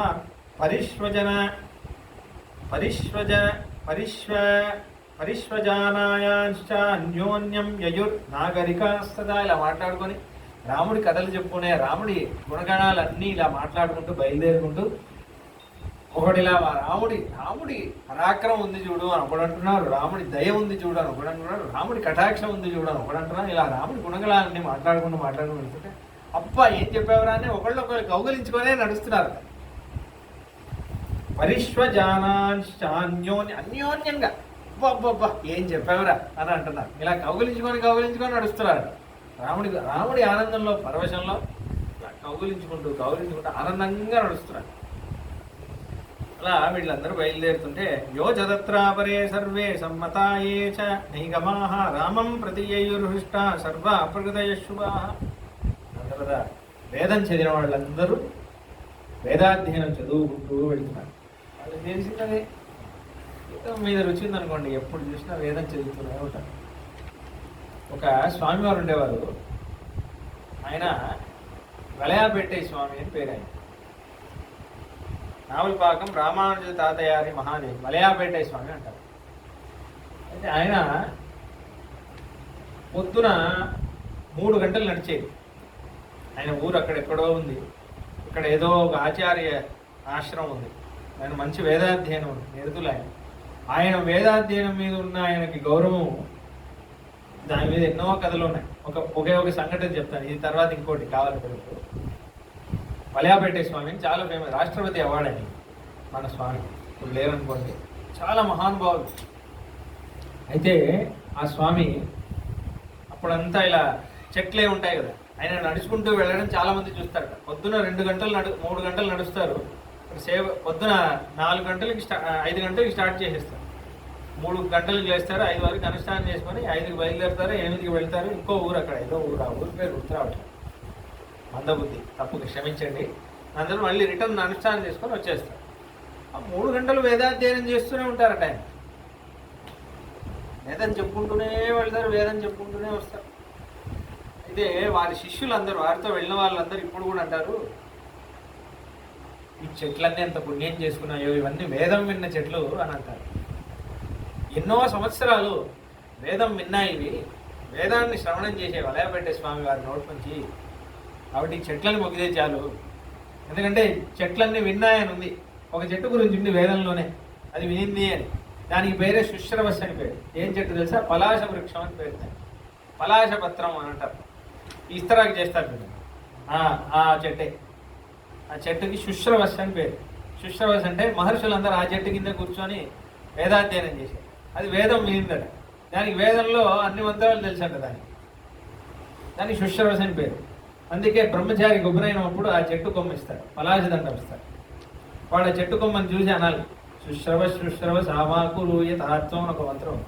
నువ్వు శుశ్రవస్ కదా, నువ్వు వేదం అంతా విన్నావు కదా, నాకు ఇప్పుడే ఉపదయనం అయింది, నేను కూడా వేదాధ్యయనం చేయాలట. నువ్వు ఎలా అన్ని వేదమంత్రాలు విని నీకు అన్ని వేద జ్ఞానం తెలుసో, నన్ను కూడా నువ్వు అలా అయ్యేటట్టు నువ్వు నన్ను అనుగ్రహించు అని ఆ చెట్టును చూసి ఇప్పుడు ప్రార్థించాడు. పలాశదండం అంటే ఇంకే బ్రహ్మచారి చెట్లు పలాశదండం. అలానే ఇప్పుడు ఈ చెట్లన్నీ వలయపేటే స్వామి చెప్పింది విన్నాయి కదా. అలానే ఒకసారి ఏమైందంటే, ఈ పద్మావతి అమ్మవారి బ్రహ్మోత్సవం అవుతుంది తిరుచానూరులో. అయితే ఈ టీటీడీలో కొంతమంది వేదపారాయణం వాళ్ళు రిజిస్టర్ చేసుకుంటారు, డైలీ వేదపారాయణం చేయాలి. మీరు ఇప్పుడు కూడా వెళ్ళారనుకోండి, తిరుమలలో వాళ్ళకి డ్యూటీ ఉంటుంది. ఈరోజు వీళ్ళు స్వామివారి ముందు వేదాధ్యయనం చేయాలి, ఈ ప్రశ్న చెప్పాలి. అలా అది టీటీడీ పోస్టర్ ఉంది. ఎవరైనా వేద పండితులు ఎవ్రీ ఇయర్ కొన్ని పోస్టర్ రిలీజ్ చేస్తారు. రిజిస్టర్ చేసుకొని ఏదో ఒక టెంపుల్లో వేదపారాయణం 1 అవర్ చేయాలి. దాని తర్వాత వాళ్ళకి రోస్టర్లో అటెండెన్స్ మార్క్ చేశారు. కానీ టీటీడీ టెంపుల్స్లోనే, తిరుమలలోనే చేసేవి కొన్ని స్పెషల్ లొకేషన్స్లో వాళ్ళు వేద పండితుల్ని పిలుస్తారు. ఎందుకంటే అమ్మవారి ఉత్సవ కాలంలో వేదపారాయణం ఈ రోజు ఇది చేయాలి అని ఉంది, క్రమంలో ఉంది, ఆగమ శాస్త్రంలోనే ఉంది. ఒకసారి ఏమైందంటే, గరుడ వాహనం పద్మావతి అమ్మవారికి తిరుమలలో ఏమేమి ఉత్సవాలు ఉన్నాయో అన్ని ఉత్సవాలు ఇవి జరుగుతాయి. ఆవిడ మొత్తం మహాలక్ష్మి అమ్మవారి దేవాలయాల్లో తిరుచానూరు అనేది ఆ పద్మావతి అమ్మవారికి ఉన్న వైభవం ఉందే ఏ అమ్మవారికి లేదు. ఎందుకంటే స్వామివారికి ఒక వేరే ఉత్సవం, ఈవిడికి సపరేట్ ఉత్సవం. ఈవిడిది ఊరు, అది సపరేట్ ఊరు. జనరలీ మీరు కాంచీపురం, శ్రీరంగం చూసారండి, అమ్మవారి స్వామివారికి కలిపి ఒకే ఉత్సవం, కలిపి ఒకే టెంపులే. ఈవిడ ఉత్సవం వేరే, ఈవిడే ఆ ఊరికి రాని ఈవిడే. అక్కడ వెంకటేశ్వర స్వామికి పని లేదు. పద్మావతి అమ్మవారి ఊరే, అలమేలు మంగాపురం అది, తిరుచానూరు అది కదా, అది అలమేలు మంగాపురం అని అంటారు. అలమేలు మంగ ఆవిడదే ఊరు, అది ఆవిడే రాణి, ఆవిడదే ఉత్సవం, ఆవిడది సపరేట్ టెంపుల్, సపరేట్ ఉత్సవం, అన్ని సపరేట్. అక్కడ ఏం జరుగుతుంది అన్నీ మీరు ఎస్పీబీసీలో వేయరు, కానీ ఆవిడది సపరేట్ లడ్డు. చెప్పాలంటే తిరుచానూరు లడ్డే బాగుంటుంది, అమ్మవారి హృదయంలానే ఉంటుంది కదా. కాబట్టి ఒకసారి ఏమైందంటే అలా ఉత్సవం జరుగుతుంది. ముందు వెనకాల వేదపారాయణం చేసేవాళ్ళు వెళ్తారు. ఇప్పుడు ముందు తమిళ ప్రబంధం చదివేవాళ్ళు ముందు వెళ్తారు అమ్మవారు, దాని తర్వాత వెనకాల వేదం చదివేవాళ్ళు. ఇదే ప్యాటర్న్, ఏ దివ్యదేశం వెళ్ళినా ఇలానే వెళ్తారు. ఒకసారి ఒక్కటే వర్షం, ఫుల్ వర్షం పడింది. ఎప్పుడు జనరలీ నవంబర్ డిసెంబర్ టైంలో జరుగుతుంది, శ్రీ పంచమి అని అంటారు, అప్పుడు జరుగుతుందన్న మన పద్మావతి అమ్మవారి లాస్ట్ డే. అది డిసెంబర్కే వస్తుంది, అది ఎప్పుడు ఆ టైంలో వస్తుంది. అయితే ఒకటే వర్షం, గరుడ సేవ రోజు. అప్పుడు అందరూ వర్షం పడుతుంది కదా, అందరూ వెళ్ళిపోయారు. ఎందుకంటే అమ్మవారికి అయితే గొడుగు ఉంటుంది, పట్టుకునే వాళ్ళు ఉన్నారు. వేదపారాయణం చేసే వాళ్ళకి ఒకటే ఫుల్ థండర్ స్టార్మ్ అలా పడిపోయింది, నించోలేము అసలు. కానీ అమ్మవారికి అయితే ఆగకూడదు, ఉత్సవం ఆగకూడదు. అది మెల్లగా తీసుకెళ్తున్నారు, గొడుగులున్నాయి తీసుకెళ్తున్నారు. మిగతా పారాయణం చేసేవాళ్ళు, వాద్యం వాయించే వాళ్ళు అందరూ వచ్చేసారు. కానీ ఇద్దరు మాత్రం వేదపారాయణం ఆపలేదు. వర్షం పడినా సరే అమ్మవారి చుట్టూ అలానే మాడవీధి మొత్తం నడిచారు. ఇంతకీ వాళ్ళు వృద్ధులు, అప్పుడే 80 years. దాంట్లో ఒకళ్ళు వలయా పెట్టేసినారు, ఇంకోటి ఆవులపాకం వరదాచార్య స్వామి. అప్పుడు ఆ టీటీడీ ఈఓ చూస్తున్నాడట విషయాన్ని. అప్పుడు నేను చెప్పేది ఎప్పుడు 15-20 సంవత్సరాలు అలా చూసి వాళ్ళు వచ్చి, ఏంటి స్వామి మీకు మాత్రం వెళ్ళాలనిపించలేదా అంటే, అమ్మవారి ఉత్సవం మాకు జీవితం ఇచ్చిందే వేదం చెప్పడానికి, అమ్మవారికి ఉపయోగపడిన వేదం ఎందుకు? వర్షం వచ్చినా ఏదొచ్చినా అమ్మవారి ఉత్సవం వేద ఘోషం లేకుండా అమ్మవారి ఉత్సవం అవుతుందంటే ఏం ఉత్సవం అది? కాబట్టి వర్షంలో తడిసి ప్రాణం పోతే పోని, వేదాధ్యయనం చెప్పుకుంటే పోని, వేదం చెప్పడం వదలకూడదు కదా. మేము పుట్టిందే అందుకు కదా, జన్మ ఉన్నదే అందుకు కదా. కాళ్ళు మొక్కి అన్నారు, ఇది నిష్ట అంటే అని చెప్పి వాళ్ళకి నెక్స్ట్ డే స్పెషల్ సేవ తిరుమలలో ఇప్పించాడు అని చరిత్రలో ఉంది. అంటే అటువంటి వేద నిష్ట. అంటే వీళ్ళు కూడా అలా ఉంటున్నారు, వేదం చదువుకుంటూనే వెళ్తున్నారు. ఇప్పుడు కూడా శ్రీరంగంలో జీయర్పురం ఉత్సవం ఒక ఉత్సవం అవుతుంది. శ్రీరంగం కాంచీలో కూడా దేవోత్సవం కనుమ రోజు జరుగుతుంది. పడే జీవర ఉత్సవం అని 1 day మొత్తం పల్లకిలోనే వెళ్ళాలి, 27 kilometers వెళ్ళాలి. రాత్రంతా ట్రావెల్ చేస్తాడు రంగనాథ స్వామి. ఇది పీక్ సమ్మర్, ఇప్పుడు సమ్మర్ కదా, జీయర్పురం వెళ్తాడు. ఆ ఉత్సవం రాత్రంతా నడవాలి, రాత్రంతా వేదపారాయణం చేస్తాడు. ఆశ్చర్యం చూడండి. నీళ్లు తాగరు, ఏం తాగరు, తెచ్చేసుకుంటారు అక్కడే కూర్చొని. ఇంకా ఏంటి, ఖాళీగా ఉండకూడదని ఏం చేస్తారు, దూది తీసుకొచ్చేస్తారు, దూది గింజలు తీసుకొచ్చేస్తారు.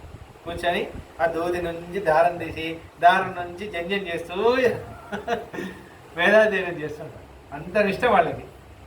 అలా కూర్చొని ఈ జంజం చేస్తూ ఉంటారు. ఎందుకంటే వాళ్ళ జంజం వాళ్ళే చేసుకోవాలి. అలాగే అంత ఇష్టం. ఇప్పుడు కూడా ఉన్నారు, వాళ్ళ వల్లే వర్షం పడుతుంది ఇంకా. కాబట్టి అలా వీళ్ళందరూ వెళ్తున్నారు. ఇప్పుడు ఎవరెవరు వెళ్తున్నారు అంటున్నారు. మణికారాశ్చ ఏకేచిత్ కుంభకారాశ్చ శోభనాః సూత్రకర్మ విశేషజ్ఞా ఏ చ శాస్త్రోపజీవినః మాయూరకాః క్రాచికాః వేదకా రోచకాస్తథా దంతకారాः సుధాకారా ఏ చ గంధోపజీవినః సువర్ణకారా ప్రఖ్యాతా తథా కంబళకారకాः స్థాపకోష్ణోదకా వైద్యా ధూపకా శౌండికాస్తథా रजकास्तुन्यवाक्याश्च ग्रामकोशमहत्तराः शैलूश्च सह स्त्रीभिर्यान्ति कैवर्तकास्तदा समाहिता वेदविदो ब्राह्मणा वृत्तसम्मताः గౌరదేర్భరతం జ్ఞాంతం మనుజగ్ము సహస్రశః. ఇలా ఎవరెవరు అందరూ అంటే ఈ రత్నాలు చేసేవాళ్ళు, దాని తర్వాత కుండలు చేసేవాళ్ళు, రథాలు నడిపించేవాళ్ళు,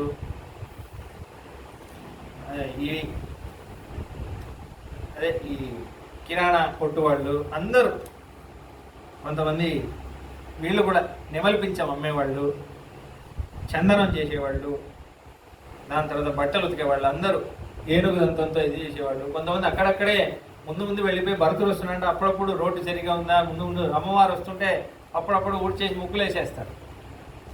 అలా చేసేస్తారు. అంత హాయిగా ఎంత అనుజగ్ముహు సహస్రశః, వేల వేల వేల కోట్ల మంది, ఎంతమంది వెళ్తున్నారో తెలియదు అంటున్నారు. దాని తర్వాత సువేషా శుద్ధవసనా తామ్రమిష్టానులేపినః సర్వే తే విధేర్యాని శనేర్భరతమన్మయు.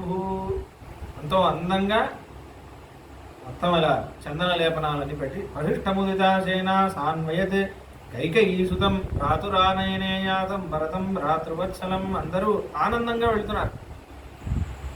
భరతాకి జై, భరత్ మహారాజ్కి జై, శ్రీరామ్కి జై, లఖన్ లాల్కి జై అని అంటున్నారు. అలా అన్నీ వెళుతున్నారు. దాని తర్వాత అలా వెళ్ళి శృంగిబేరపురం వచ్చింది. శృంగిబేరపురం దగ్గర అన్నాడు రాముడు, ఈయన అక్కడ ఆపేసి దివేశేతమే సైన్యం అభిప్రాయేణ సర్వతః విశ్రాంత ప్రతిరిష్యామః శ్వైమా సాగరంగమం. పాపం ఎంతోసేపు ఈ ఏనుగులన్నీ నడిచాయి కదా, వాళ్ళకి కూడా ఒక జలాశయం కావాలి, రెస్ట్ కావాలి, అందరికీ నడిచారు, రెస్ట్ కావాలి. అక్కడ ఆల్రెడీ టెంట్లన్నీ ఏర్పాటు చేసేసారు.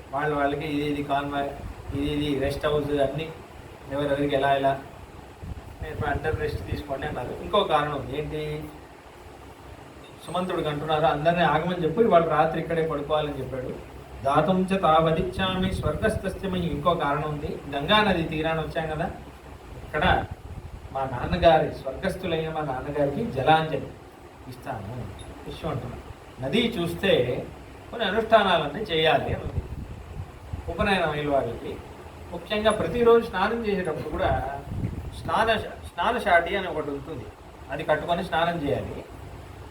ఆ నీళ్ళని ఇలా వదలాలి, పిండి పితృవులకి వదలాలి అని ఉంది. దాని తర్వాత శిఖా నీళ్ళు కూడా ఈ శిఖని పిలకని ఇలా తీసుకొచ్చి ఆ నీళ్ళని పిండి వదలాలి. నదీ స్నానం చేస్తే కూడా మనం ఏ నదిలో స్నానం చేసామో ఆ నీళ్లు పితృవులకి వదలాలి అని ఉంది. విశేష స్నానం అప్పుడు వదలాలి. ప్రతిరోజు నిష్పీడనం, అస్త్ర నిష్పీడనోదకం అని వదలాలి, శిఖోదకం, ఇది రెండు ఉన్నాయి. దానికి మంత్రాలు కూడా ఉన్నాయి. అది చెప్పి పొద్దున ఎప్పుడు స్నానం చేసినా వదలాలి, ఆ నీళ్లు వదలాలి అని ఉంది. అది పితృదేవులకి చాలా సంతోషం ఉంది. అయితే అలా భరతుడు కూడా చూడండి అనుష్ఠానం చేస్తున్నాడు. అక్కడ వెళ్ళి నదీ స్నానం చేసేసి మా నాన్నగారికి నేను ఈ తర్పణ వదలాలి అంటున్నాడు. దాని తర్వాత ఇక్కడ శృంగిబేరపురం అంటే ఎవరి ఊరు, గుహుడి ఊరు, గుహపెరుమాళ్ ఆయన ఊర. ఆయనకి తెలిసేయంగానే అక్కడ ఆయన అందరిని ఏర్పాటు చేసి అక్కడ ఆయన మొత్తం ఏంటి ఆయన ఫ్యామిలీతో, ఆయన ట్రైబల్ కింగ్ కదా, అక్కడ ఉంటున్నాడు. ఆయన మహతీ యమితస్యేన సాగరాభా ప్రదృశ్యసే నాస్యాంతమవగచ్చామి మనసాపి విచింతయన్నే. అన్నదమ్ముళ్ళారా ఇక్కడ చూడండి, పెద్ద సైన్యం వచ్చింది. అయోధ్య సైన్యం యొక్క జెండా కనిపిస్తుంది, ఆ పతాకం. ఎంతమంది వచ్చారో తెలియట్లేదు. ఏదో సాగరంలాగా ఎక్కడ దాని ఆది ఎక్కడుంది అంతం ఎక్కడుందో తెలియట్లేదు. నేను మనసుతో కూడా ఊహించలేకపోతున్నాను. కాబట్టి నాకు ఎందుకో భయం వేస్తుంది. యథాను కలు దుర్బుద్ధి భరత స్వయమాగత సయేషై మహాకాయ కోవిదారధ్వజోరతే. కోవిదార వృక్షం కనిపిస్తుంది. ఆ వృక్షం యొక్క సింబలే అయోధ్య సూర్యవంశ సింబల్ అన్నమాట. అయితే యథాను కలు దుర్బుద్ధి, భరతుడు ఏదైనా దుర్బుద్ధి పుట్టి ఆయనే స్వయంగా వచ్చాడా, ఇంతమంది సైన్యాన్ని ఇంతమందిని ఎందుకు వేసుకొచ్చాడు, నాకు ఎందుకో శంక కొడుతుంది, నాకు ఎందుకో భయం కలుగుతుంది. బంధ ఇష్యతి వా పాశైర్ అథవాస్మాన్ వదిష్యతి అనుదాశరథిం రామం మిత్ర అరాజ్యాద్వివాసితం. నాకేమనిపిస్తుందంటే మనల్ని అందరినీ ఇక్కడే కట్టిపడేసి మనల్ని దాటుకొని రాముణ్ణి వెళ్ళి రాముడికి ఏదైనా హాని కలిగిస్తాడేమో అని నాకు భయం వేస్తుంది. జనులారా, సంపన్నాంశయమన్వచ్చ తస్య రాజ్ఞః సుదుర్లభం భరత కైకేయీ పుత్రో హంతుం సమధిగచ్చతి. నాకెందుకో ఆయన కైకేయీ పుత్రుడు కాబట్టి భయం వేస్తుంది. ఏం చేస్తాడో, ఏం ప్రయత్నం చేయకుండా రాజ్యం వచ్చిందే. మళ్ళీ రాజ్యానికి రాముడి వల్లే కదా హాని. మళ్ళీ రాముడు వచ్చి ఏదైనా చేస్తాడేమో అని భయపడి, రాముడే లేకపోతే నేను ఇంకా సుఖంగా రాజ్యం వేయవచ్చు అని అనుకొని రాముడిని ఒకేసారి లేపేస్తే అయిపోతుంది అని అనుకొని రాముడిని చంపడానికి వస్తున్నాడా అని నాకు భయం వేస్తుంది. భర్త చైవ సఖా చైవ రామో దాశరథిర్యమా. ఒక్కటి గుర్తుపెట్టుకోండి, రాముడే నా మిత్రుడు, రాముడే నా ప్రభు, రాముడే నా జీవితం. తస్యార్థకామా సన్నద్ధాః గంగానూపేత్ర తిష్టత. కాబట్టి వీళ్ళందరినీ రామ సేవ కోసం, రాముడి రక్షణ కోసమే మనం బతుకున్నాం. ఇది మర్చిపోవద్దు. మనం అందరం గంగా నది దగ్గర ఎందుకున్నాం? రాముడిని రక్షించడానికే.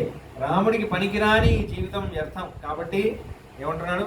తిష్టంతు సర్వదాశాశ్చ గంగామన్వాశ్రితా నదీం బలయుక్తా నదీ రక్ష మాంసమూల బలాశనాః నావాం శతానాం పంచానాం కైవర్తానాం శతం శతం సన్నద్ధానాం తథా యౌనాం తిష్టంతి అభ్యచోదయత్. యది తుష్టస్తు భరతో రామస్యేహ భవిష్యతి ఇయం స్వస్తిమతి సేనా గంగా మధ్య తరిష్యతి. చాలా అద్భుతంగా మాట్లాడుతున్నాడు. మీరందరూ ఎవరెవరున్నారో మన వాళ్ళు వేరే ఊరికి వెళ్ళారంటే వాళ్ళకు కూడా కబరి పెట్టండి. అందరూ మీ పడవల్లో రెడీగా ఉండండి. మీరు రెడీగా ఉన్నట్టు తెలియకూడదు. అలా మీరు గంగానదిలో రెడీగా ఉండాలి. ఎన్ని పడవలు ఉన్నాయో అన్ని రెడీగా ఉండండి. నేను ఇప్పుడు ఫలమూలాలు మాంస భక్షణాలన్నీ తీసుకెళ్ళి గౌరవంతో భరతుడిని పలకరించడానికి వెళ్తాను.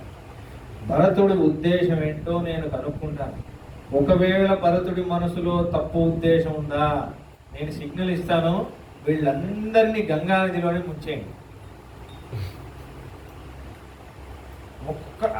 ఈ అయోధ్య వాసుడు ఒక్కడైనా సరే ఈ గుహుణ్ణి దాటి రాముణ్ణి ఏమైనా చేస్తాడా ఇవాళ నేను చూస్తాను అని అంటున్నాను.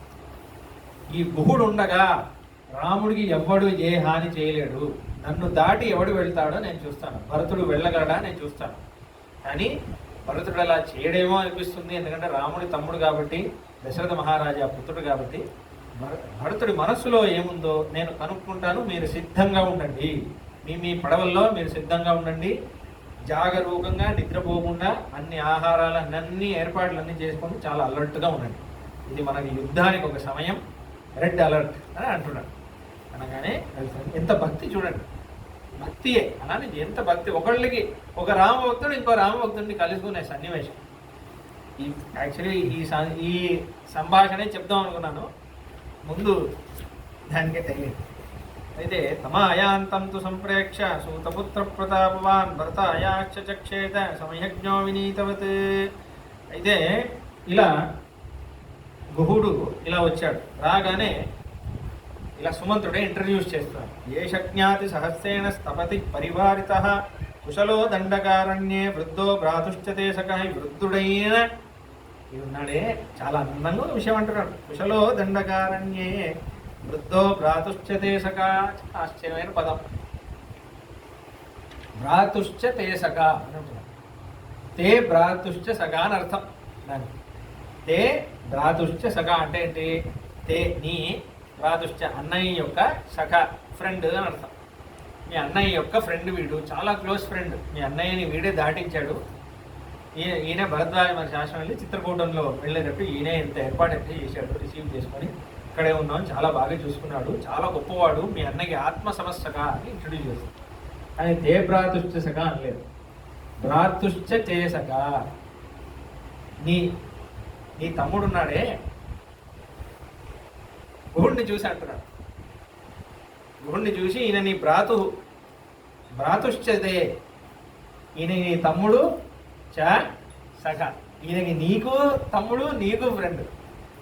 ఎందుకంటే రాముడికి తమ్ముడు అంటే నీకు కూడా తమ్ముడే కదా. భ్రాతుశ్చతే సఖ, నీ తమ్ముడయ్యా, గుహుడు నీ తమ్ముడయ్యా, పలకరించు అని అంటున్నాడు సుమంతుడు. తస్మాత్ పశ్యతు కాకుస్థం త్వా నిషాధాదిపో గృహ అసంశయం విజానీతే యత్రతో రామలక్ష్మణం. రామలక్ష్మణులు కరెక్ట్గా ఎక్కడున్నారో ఇది ఈయనకు తెలుసుంటుంది. నేనైనా చిత్రకూటం వరకు వెళ్ళలేదు, రాముడు ఆపేశాడు నన్ను. ఈయనకి తెలుసుంటుంది, ఈయనే మనకి కరెక్ట్గా హెల్ప్ చేస్తాడు. కాబట్టి భరత ఈయన్ని పట్టుకో, ఈయనే నీకు ఆదుకుంటాడు. ఏదత్తు వచనం శృత్వా సుమంత్రాత్ భరతం శుభం వాచవచనం శీఘ్రం గృహ పశ్యతు మామితి.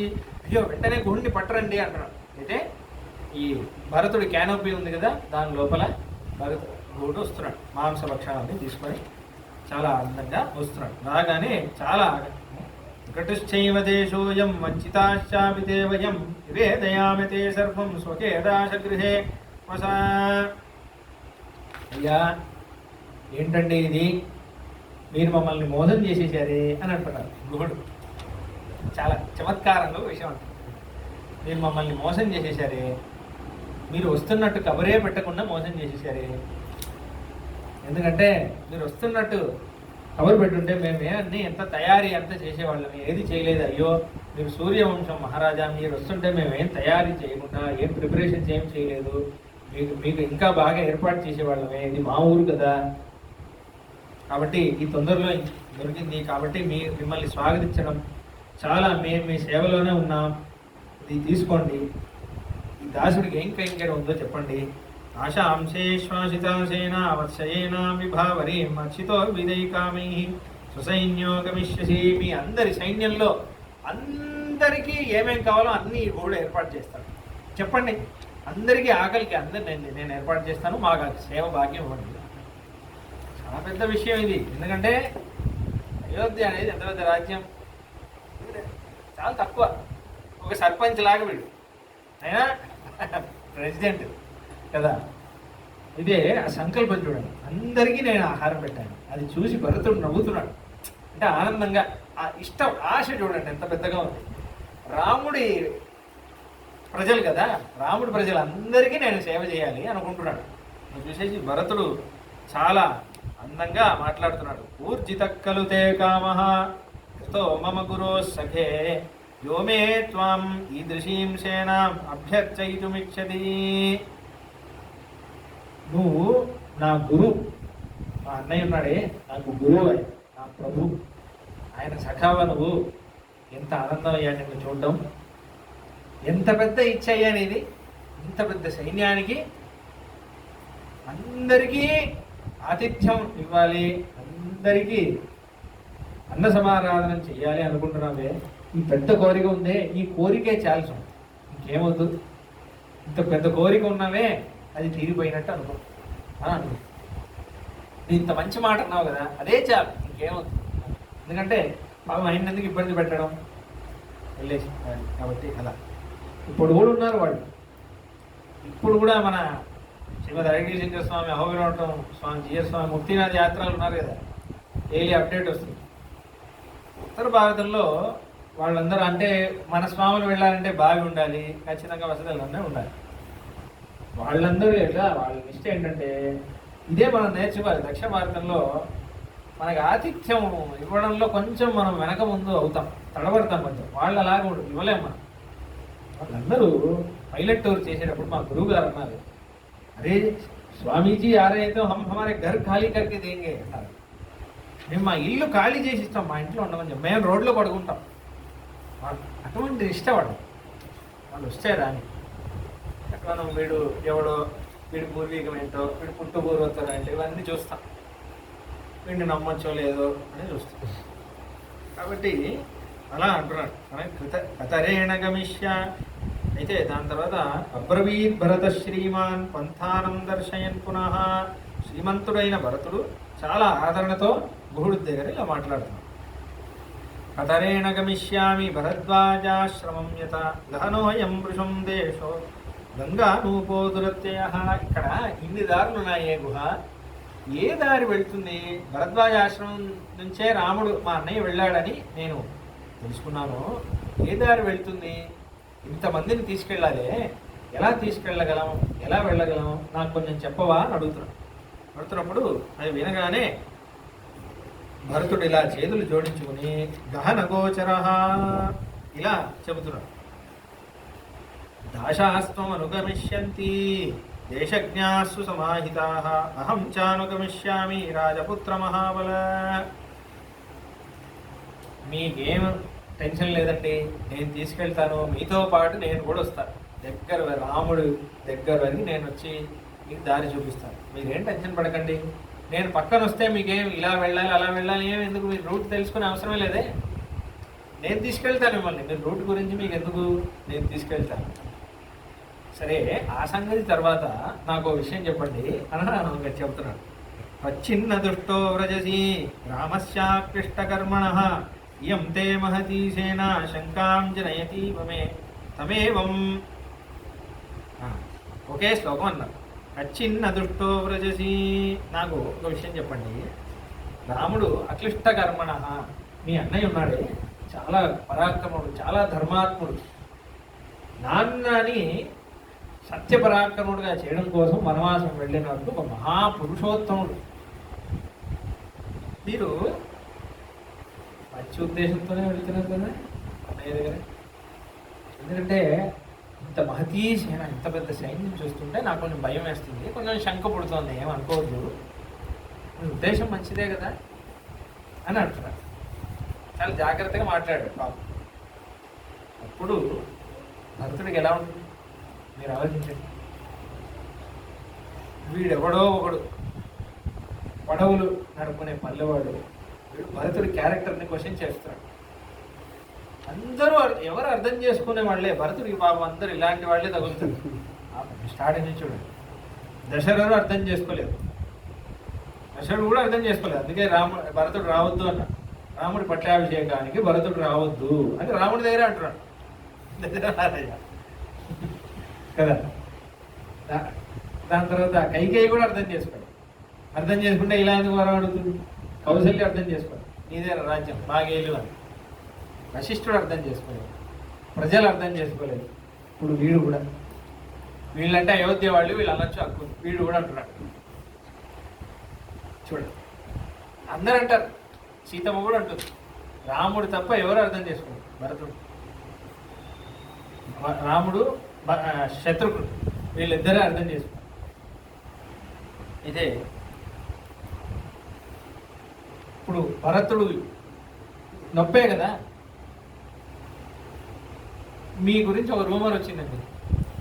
మీరు ఒక ఏదో ఏదో ఫంక్షన్కి ఏదో ఇంటికి వెళ్ళారు. ఎవడో ఏదో మీ గురించి ఇష్టం లేనివాడు వీడు 3000 రూపాయలు దొంగలించాడు అని అన్నారు. మీరు దొంగలించలేదు. మీరు ఇంకోసారి ఫంక్షన్కి వెళితే ఎవడెవడో అడుగుతున్నాడు. అందరూ ఏంట్రా 3000 రూపాయలు దొంగలించాలంటే నిజమేనా? దాంతో ఎవరో ఇంటికి వెళ్తే అక్కడ వాచ్మెన్ కూడా అడుగుతున్నాడు, స్వామి మీరు 3000 రూపాయలు దొంగలించారంట, ఎలా ఉంటుంది మీకు? అలా ఉంది భరతుడి పరిస్థితి. అంటే ఎందుకు చెప్తున్నా అంటే, లేని నిందని చేయని నేరం, లేని నింద, ఆ నింద మోస్తున్నాడు. అందుకే భరతుడు అంటే భరణాత్ భరత, భరించేవాడు భరతుడు, భరుస్తున్నాడు. అప్పుడు ఏమంటున్నారు, తమేవం అభిభాషాంతం, అలా మాట్లాడి ఉడించగానే ఏమాత్రం కొంచెం కూడా చికాకే పడలేదట. ఫేస్లో కూడా ఎక్స్ప్రెషన్, ఆకాశమివ నిర్మల, నిర్మలంగా ఉన్నాడు. వాల్మీకి మహర్షి అంటున్నారు, ఆకాశ ఇవ నిర్మల, ఆకాశం ఎంత నిర్మలంగా ఉంటుందో అలా ఉంటున్నాడు. నిర్మల అంటే ఏంటంటే, మలం అంటే డర్ట్, ఇంప్యూరిటీ, అశుద్ధి. మనస్సులో తన భావన, ఎమోషన్స్లో కొంచెం కూడా చెడు ఆలోచనే, చెడు ఎమోషన్, చెడు రియాక్షన్, చెడు రెస్పాన్స్ ఏది రాకుండా అలా ఉంటున్నాడు. ఎలా ఉంటున్నాడంటే ఆకాశంలాగా. అర్థం చేసుకోండి, చాలా గొప్ప ఉదాహరణ ఇది. ఎందుకంటే ఆకాశం నిర్మల అంటే ఏంటి తెలుసా అండి? ఇప్పుడు మీకు ఇప్పుడు సమ్మర్ సీజన్ కదా, పొద్దున సూర్యోదయం అవుతుంది, ఎండ వస్తుంది. ఆకాశం వల్ల కాదు, అది సూర్యుడి వల్ల. ఇక్కడ అన్నీ రియాక్ట్ అవుతున్నాయి, ఆకాశం రియాక్ట్ అవుతుంది. ఆకాశం అలానే ఉంది. ఆకాశం మనకి స్కై ఈజ్ హాట్ అంటాం కానీ స్కై హాట్గా కాదు. స్కై యొక్క నేచర్ వల్ల హాట్ అవ్వలేదు, సూర్యుడి వల్లే మనకి వేడి వస్తుంది. అలానే మబ్బుల వల్ల, మేఘాల వల్ల మనకి వర్షం పడుతుంది. ఆకాశం అలానే ఉంటుంది. చంద్రుడి వల్ల చల్లదనం వస్తుంది, ఆకాశం అలానే ఉంటుంది. అందుకే ఆకాశానికి ఏం పేరు తెలుసా అండి? ఖ అని పేరు సంస్కృతం. ఖ అంటే ఆకాశం. అందుకే ఖగం అని పేరు పక్షులకి. ఖగం ఆకాశంలో ఘం వెళ్తుంది కాబట్టి ఖగం అని పేరు. గరుత్మంతుడు ఖగవాహన అని పేరు. ఖగరాజం, ఖగాధిపతి అని పేరు. అయితే ఇప్పుడు విషయం ఏంటంటే ఆకాశం ఖా కదా, సూర్యుడు వస్తే మనకి దుఃఖంగా ఉంది. దుఃఖ ఖా అలానే ఉంది, దూ యాడ్ అయింది కానీ ఖా అలానే ఉంది. చంద్రుడు వస్తే మనకి చల్లదనంగా ఉందా? సుఖ, సుఖం అనే పదంలోనూ దుఃఖం అనే పదంలోనూ ఖా అలానే ఉంది. ఇది దూ ఇంకా సూనే మారుతుంది. నిర్మలత్వం అంటే అది. మీకు అర్థమైందా? అంటే దుఃఖం వచ్చినా సుఖం వచ్చినా ఆ సుఖం పదంలోనూ దుఃఖం పదంలోనూ ఖా అబ్జర్వ్ చేయండి.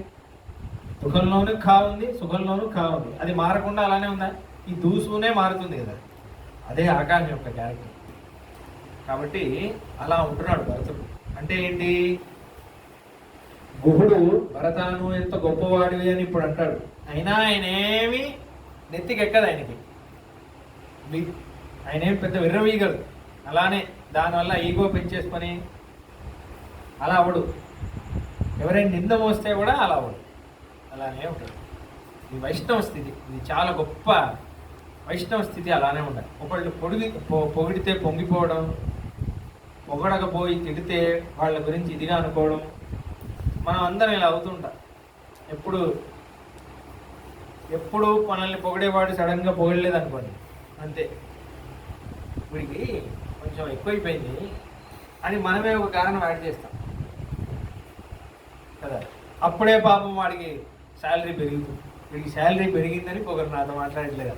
దానికి దీనికి సంబంధమే లేదు కదా. వాడు ఏదో కష్టపడితే వాడికి శాలరీ వచ్చింది, అప్పుడు వాడు ఏదో టెన్షన్లో చూడలేదు. వీడికి శాలరీ పెరిగిందని పొగరు.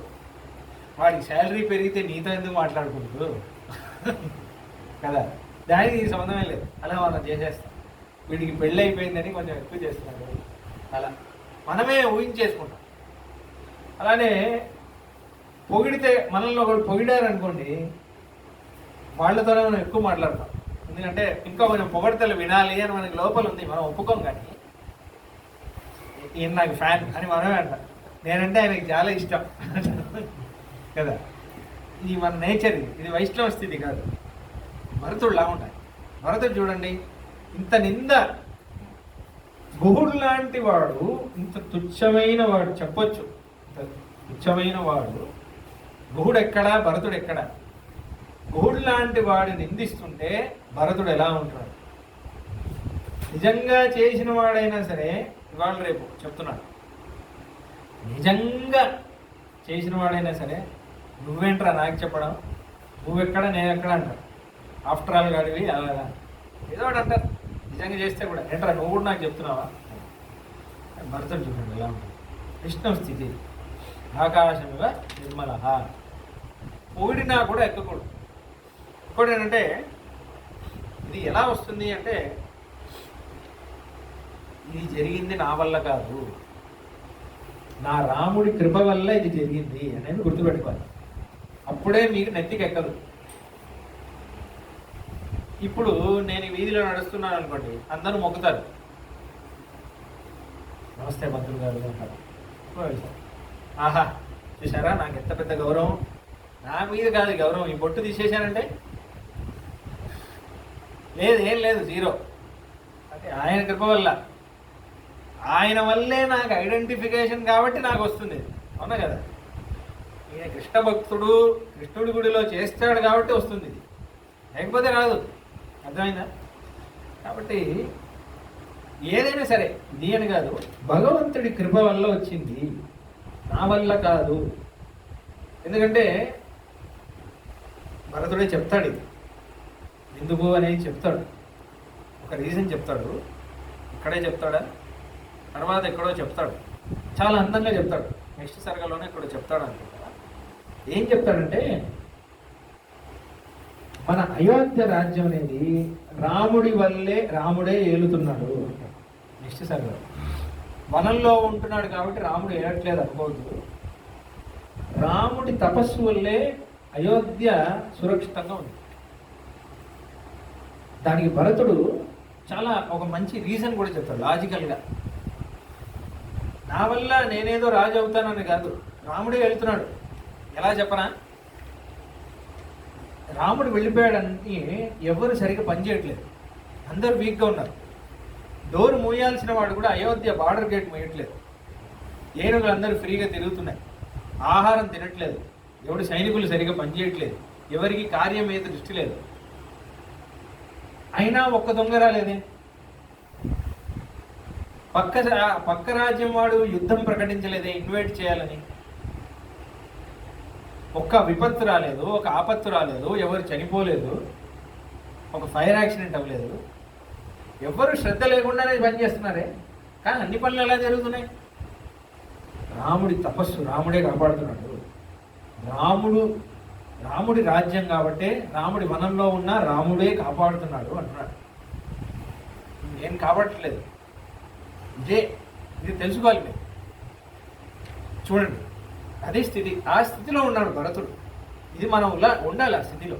అడుగడుక్కి చేసే ప్రతీది రాముడే అని తెలుసుకోవాలి. ఆయనే చేస్తున్నాడు అన్నీ అని తెలుసుకోవాలి. తెలుసుకుంటే నేను చేశాను అనేది ఎక్కదు. ప్రత్యేకించి వైష్ణవుడికి నేను చేశాను అనేది ఎక్కకూడదు. ఇంకోటి ఏంటంటే, మన సంప్రదాయంలో రామానుజాచార్యుల వారు ఒక అందమైన ఏర్పాటు ఒకటి పెట్టారు. ఇది చెప్పి ముగించేస్తాను, ఈ సరిగ్గా అయిపోతుంది. దాని తర్వాత అదే చెప్తాడు ఒక 5 నిమిషాలు. అయితే ఇప్పుడు భరతుడు ఒక విషయం చెప్తాడు. ఏంటంటే, నేనేం చెప్తున్నా, రామానుజాచార్యుల వారు ఒక ఏర్పాటు చేశారు. ఏంటి, మన సంప్రదాయంలో జ్ఞానం వల్ల మోక్షం కాదు, భక్తి వల్ల మోక్షం కాదు, జపం వల్ల మోక్షం కాదు, యజ్ఞ సాధన వల్ల మోక్షం కాదు, శరణాగతి వల్లే, ఆచార్య సంబంధం వల్లే మోక్షం. ఆయన ఎంతో పెద్ద జ్ఞాని అయినా సరే, అన్ని సంప్రదాయంలో శాస్త్రాలన్నీ చదివిన వాడైనా సరే, ఎంతో పెద్ద గొప్ప జిఆర్ స్వామి అయినా సరే, మీ ముందు మాట్లాడుతున్నాడే ఈ పాపాత్ముడు అలాంటి వాడైనా సరే, అందరికీ ఆచార్య సంబంధం వల్లే ముక్తి. ఆయన అయినా సరే ఆచార్య సంబంధం వల్లే ముక్తి, మనమైనా సరే ఆచార్య. కానీ ఇద్దరు సమమే కదా. ఇప్పుడు ఇద్దరికి ముక్తానుభూతి కూడా సేమ్. మోక్షం పొందితే వీడు ఎక్కువ సాధన చేశాడు కాబట్టి వీడు ఫ్రంట్ లో కూర్చోబెట్టు అంటాడా? స్వామి అందరికీ సేమ్ ఆనందం ఇస్తాడు. సామీప్య, సాయుజ్య, సాలోక్య, సారూప్య, సాలోక్య, సాయుజ్య, ఇంకోటి ఏదో సామీప్య, సాలోక్య, సామీప్య, సాయుజ్య, 4. అదే లోకంలో ఉంటాం, దగ్గరలో ఉంటాం, అదే రూపంలో ఉంటాం, వాడి పొందే ఆనందమే పొందుతాం. అందరికీ వీడి దగ్గరగా ఉన్నాడు కదా కాబట్టి వాడు దూరంగా ఉన్నాడు అనేది లేదు. ఇక్కడైతే అలా ఉంటుంది, అక్కడ అలా ఉండదు. వెంకటేశ్వర స్వామి దగ్గర నుంచి దర్శించాను అని ఇక్కడ అనొచ్చు, తారతమ్యం ఉంటుంది. అక్కడేం లేదు, ఇక్కడ అందరు ప్రతివాడు దగ్గరే ఉంటాడు కదా. కాబట్టి ఆచార్య సంబంధం వల్లే ముక్తి అయిపోయింది. అప్పుడు ఇక్కడ తారతమ్యం ఎందుకు? నువ్వు ఎలా ముక్తి పొందావు, నేను ఎలా ముక్తి పొందాను, సేమ్ అదే. కాబట్టి రామానుజాచార్యుల వారు అందుకే ఏర్పాటు పెట్టారు. ఎందుకంటే జ్ఞానం వల్ల ముక్తి అనేది పెట్టామనుకోండి, తారతమ్యం. ఆయనకి ముక్తి వచ్చింది, నాకు రాలేదు. ఆయన ఎక్కువ, నేను తక్కువ, నేను ఎక్కువ, నువ్వు తక్కువ, ఇక్కడే పడి చచ్చిపోయి ఇంకా ఉదాహరణ ఉండదు. మన సంప్రదాయంలో అలా పెట్టలేదు. ఇప్పుడు అందరికీ ఆచార్య సంబంధం వల్లే ముక్తి అన్నప్పుడు ఇక్కడ ఎవడెక్కువ ఎవడు తక్కువ ఎందుకు? ఇది ఆకాశమివ నిర్మల అలానే ఉండొచ్చు కదా, అంతే కదా. నాకు జ్ఞానం ఉంటే ఏంటి, లేకపోతే ఏంటి? జ్ఞానం ఉండని, జ్ఞానం రాని, అనుష్ఠానం అంతా చేయని, అదంతా భగవంతుడి అనుగ్రహం వల్ల. అయ్యో నాకు జ్ఞానం లేదే అని బాధపడే అవసరం లేదు ఎవరు. ఇదే మన సంప్రదాయం, ఒక రామానుజ సంప్రదాయం గొప్పతనం ఏంటంటే జ్ఞానం లేదే అని బాధపడే అవసరం లేదు. ఎందుకంటే శ్రీభాష్యం ఇన్ని శాస్త్రాలన్నీ చదివేది ఎందుకు తెలుసండి? నేను దేనికి పనికిరాను అని తెలుసుకోవడానికి. మన సంప్రదాయంలో, రామానుజ సంప్రదాయంలో మాత్రం నేను దేనికి పనికిరాను, నేను శరణాగతి ఒక్కదానికే పనికొస్తాను, వాడి కృప వల్లే నాకు ముక్తి అని తెలుసుకోవడానికి విషయం. మీరు ఎంత చదివినా ఇంకోటి ఏంటంటే రామానుజ సంప్రదాయంలో ఉన్నంత లిటరేచర్ ఎక్కడా లేదు. రామానుజ సంప్రదాయంలో ఉన్నంత లిటరేచర్ ఎక్కడా లేదు అన్నంత లిటరేచర్ ఉన్నా మళ్ళీ మన సాధన వల్ల మనకు ముక్తి కాదు. అదే గ్రేట్నెస్. ఏం చదివిన వాడికి కూడా ముక్తి, అన్నీ చదివిన వాడికి కూడా ముక్తి.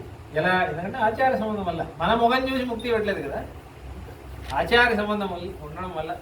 రామానుజ సంప్రదాయంలో వచ్చిన ఒక గురువుని వీడు ఆశ్రయించాడు, శంఖచక్ర సమాశయనం తీసుకొని ఉపదేశం చేసుకొని శరణాగతిని చేసుకున్నాడు. ఆయన మొగం చూసి ముక్తి, అంతే కదా. అందుకే అంటున్నారు ఒక శ్లోకం, ఆ శ్లోకం చెప్పాలి అన్నారు మా తాతగారు. ఒక శ్లోకం ఉంది సంప్రదాయంలో, కూరతాడు అని వస్తున్నారు, అని చెప్పి ముగించేస్తాను, లేట్ అయిపోయింది. ఆయన వరదరాజస్తవం అని ఒక స్తోత్రం రాస్తారు. దాంట్లో లాస్ట్ శ్లోకం, సన్నిధి ఎంటర్ అయ్యేటప్పుడు డోర్ తెరిచేటప్పుడు ఆ శ్లోకం, దాంట్లో లాస్ట్ శ్లోకం ఒకటి ఉంది.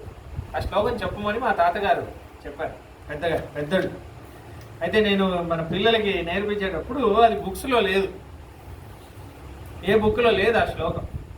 ఆ శ్లోకం చెప్పాలి అని టెంపుల్ ఓపెన్ చేసేటప్పుడు అని మా గురువు గారు అబ్జర్వ్ చేస్తున్నారు. అంటే ఆయన టెంపుల్ విషయం వేరే కదా, ఇది వేరే సబ్జెక్ట్. మా గురువుగారి సబ్జెక్ట్ వేరే, ఆ సబ్జెక్ట్. అయితే ఈ శ్లోకం ఎందుకు, ఇది వరదరాజ స్తవంలో ఉన్నది కదా, ఈ శ్లోకం ఎందుకు చెప్పాలి అని అడిగారు నన్ను.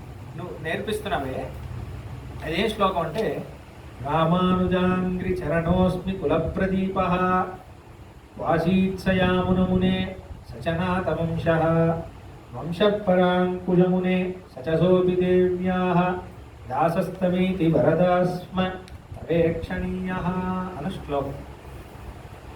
అయ్యా, నేను రామానుజాంగ్రి చరణోస్మి కులప్రదీప, నేను రామానుజ దాసుడిని వచ్చాను, రామానుజ సంబంధం ఉన్నవాడిని, రామానుజాచార్యుల వారి వంశంలో ఒక దాసుడైన వాడిని నేను. రామానుజాంగ్రి చరణోస్మి మా కులప్రదీపుడు, మాది రామానుజాచార్యుల వారి కులం, రామానుజాచార్యుల వారి వంశంలో ఒక దాసుడిని నేను వచ్చాను. రామానుజాచార్యుల వారు ఎవరు అని అడుగుతావా? రామానుజాంగ్రి చరణోస్మి కులప్రదీప వాసీత్స యామునమునే, ఆయన యామునముని యొక్క కులంలో వచ్చినవాడు. యామునముని ఎవరని అడుగుతావా? సచ నాథవంశ, నాథముని కులంలో వచ్చినవాడు. నాథముని ఎవరని అడుగుతావా? వంశ పరాంకుశమునే, పరాంకుశముని అంటే అమ్మాళ్ళవారి కులంలో వచ్చారు. అమ్మాళ్ళవారు ఎవరని అడుగుతావా? సచసోపి దేవ్యా, మహాలక్ష్మి కులంలో, శ్రీ సంప్రదాయం, మహాలక్ష్మి వారు అనుగ్రహం పొందడం వచ్చారు. మహాలక్ష్మి ఎవరు వారు నీకు తెలుసు కదా. సచసోపి దేవ్యా, నీ దేవియే కదా. కాబట్టి దాసస్తవే ఇది, కాబట్టి నన్ను ఎలా చూడు తెలుసా స్వామి, నువ్వు నన్ను ఎలా చూడాలి తెలుసా? నీ దాసుడిగా నన్ను చూడాలి, నీ కొడుకులా నన్ను చూడాల్సిందే, వేరే మార్గం లేదు. దాసస్తవే ఇది వరదాస్మ తవేక్షణీయ, నన్ను నీ దాసుడిగా చూడు. ఈ శ్లోకం చెప్పాలి అన్నారు. ఇది నేను ప్రతిరోజు చెప్తాను గుడికి సన్నిధి ఓపెన్ చేసాను. ఈ శ్లోకం ఎందుకు చెప్పాలి అని అడిగారు. మా తాతగారు చెప్పిన కారణం చెప్పాను, చాలా సంతోషపడ్డారు. మీ తాతగారు చాలా బాగా నేర్పించారా నీకు అని అంటారు. ఎందుకు ఈ శ్లోకం చెప్పమన్నారంటే, తాతగారు ఇప్పుడు మనం కూడా పాపాత్ములం కదా, అర్చక స్వామి మాత్రం ఏంటి, ఆయన కూడా మనిషే కదా. మనిషి అంటే ఏదో తెలిసి తెలియకుండా పాపంలో తారతమ్యం ఉంటుంది, కానీ పాపం చేయకుండా అయితే ఎవరు ఉండరు, ఏదో ఒక చిన్న పాపమైనా చేస్తారు. అంటే భగవంతుడికి మన ముఖం చూడడం ఇష్టం ఉండదు. దుర్మార్గుడు ఆ పాపం అంతా చేసేసి నా ముందు వచ్చి నించుంటావా? ఎవరు రాదు వచ్చింది, ఇష్టం లేని వాళ్ళు డోర్ ఓపెన్ చేసేటప్పుడు డోర్ నాకు ఎవరది అని అంటారు కదా. అప్పుడు రామానుజాంగ్రి చరణోస్, నేను రామానుజ దాసుని వచ్చాను. రామానుజాచార్యుల వారు ఎవరంటే యామనవుని వంశంలో వచ్చిన వాళ్ళు, యామనవుని వారు ఎవరంటే నాథముని వంశంలో వచ్చిన వారు, నాథముని ఎవరంటే నమ్మాళ్ళవారి వంశంలో వచ్చిన వారు, నమ్మాళ్ళవారు ఎవరంటే మహాలక్ష్మి వారి వంశంలో వచ్చిన వారు, మహాలక్ష్మి వారు ఎవరంటే నీ దేవియే కదా. కాబట్టి నేను నీ దాసుడిని వచ్చానయ్యా, నన్ను నీ దాసుడిలా చూసి క్షమించు, నేను నీ దాసుడినే అన్నారనుకోండి, అప్పుడు ప్రసన్నమై మన దేశ పూజను స్వీకరిస్తాడు కదా. ఎందుకంటే మా తాతగారి శ్లోకం చెప్పమన్నారు. ఈ శ్లోకం చెప్పి భగవంతుడిని చూడగానే మన మీద కోపం అంతా పోతుందిరా ఈ శ్లోకం చెప్పామంటే. ఎందుకంటే రామానుజ సంబంధం ఉంది అని చెప్పేశామనుకో, నేను రామానుజ దాసుని వచ్చాను అని చెప్పగానే భగవంతుడు ఇంకా సరే అనేస్తాడు, సరే వచ్చి పూజ చేయి అని అంటాడు. కాబట్టి అందుకే ఈ శ్లోకం చెప్పాలి అన్న. అలానే ఇక్కడ చూడండి, అదే ఏంటంటే ఎందుకు చెప్తున్నా అంటే మనకి ఆ రామానుజ సంబంధం వల్లే ముక్తి. కాబట్టి ఇక్కడ తారతమ్యమే లేదు మన సంప్రదాయం. కాబట్టి సాటి వైష్ణవుడు మనల్ని పొగిడితే కూడా భగవంతుడి అనుగ్రహం అనుకోవాలి. వాళ్ళు ఏదో ఈయన పొగిడాడా, సరే భగవంతుడి అనుగ్రహం. తిట్టాడా, సరే భగవంతుడి అనుగ్రహం అనుకోవాలి. అది రావాలి, ఏదో భగవంతుడి అనుగ్రహం. అది రాదు, అది రావాలి. భగవంతుడి అనుగ్రహం. ఎన్నో లీలలు చేస్తాడు, ఇవాళ ఇలా ఒక లీల చేశాడు. నా స్వామి నాతో ఏదైనా చేయొచ్చు, రాజ్యం చాహం చరామి, శరీరం వాడిదే, ఈ ఆత్మ వాడిదే, దీంతో ఏదైనా చేయొచ్చు. అమ్మాలంటే అమ్మొచ్చు, కొట్టాలంటే కొట్టచ్చు, వాడి ఇష్టం. ఏదైనా చేయని, ఈ శరీరం తిట్టిపిచ్చుకోవాలని వాడి సంకల్పం చేయని, వాడి ఇష్టం. ఈ శరీరం వాడికి పనికి రాకపోతే వాడి భక్తులకి పనికి రాకపోతే ఏంటి, వాళ్ళు నన్ను అమ్మేయచ్చు అనే స్వతంత్రం వాళ్ళకు ఉన్నప్పుడు తిడితే ఏంటి, కొడితే ఏంటి, చిన్న చిన్న విషయాలే కదా. ఆ స్థితి రావాలి. ఎంత పెద్ద స్థితి. కాబట్టి ఆ స్థితిలో ఆకాశమివ నిర్మల అంటున్నాడు. ఏమాత్రం కొంచెం కూడా అసలు కదలనే లేదు, ఒక ఎమోషన్ కదలేదు, ప్రసన్నంగా ఉంటున్నాడు. ఇంత మాట అంటే భరతశ్లక్ష్ణయా వాచం గుహం వచనం బ్రవీత్. అప్పుడు అంటున్నాడు భరతుడు, మాభూత్సకాలో యత్కష్టం నమాం శంకితుమర్హసి రాఘవ సహిమే ప్రాత జ్యేష్ఠ పితృసమోమతః. అయ్యా గుహ, మాభూత్సకాలో ఇంత కష్టం పెట్టుకోక నాయన మనసులో నన్ను శంకించకు. రాఘవుడు ఉన్నాడే, మా అన్నయ్య జ్యేష్ఠుడు, నా పితృడు, దశరథ మహారాజా లాంటి నా నాన్న లాంటి వాడు, నా తండ్రి. రాముడు నా తండ్రి. కాబట్టి నన్ను శంకించకు. నేను నీలాంటి పరమ భక్తుణ్ణి. మా అన్నయ్యే నాకు ప్రపంచం, మా అన్నయ్యే నాకు జీవితం. తం నివర్తయితుమ్యామి కాకుస్థం వనవాసినం బుద్ధిరజ్ఞానమే కార్య గుహ సత్యం బ్రవీమితే. గుహ, నేను ఇక్ష్వాకు కులం వంశంలో వచ్చిన వాడిని, నేను సత్యమే పలుకుతున్నాను నాయన. నేను మా అన్నయ్యని మళ్ళీ తిరిగి అయోధ్యకి తీసుకువెళ్ళడానికి వెళ్తున్నాను, ఇంతే తప్ప ఇంకేం లేదు. నా గురించి ఇంకేం తప్పుగా అనుకోవద్దు, నాకు ఇంకేం ఇది లేదు, నా గురించి నువ్వు అస్సలు ఏం శంక పెట్టుకోవద్దు అంటున్నాడు.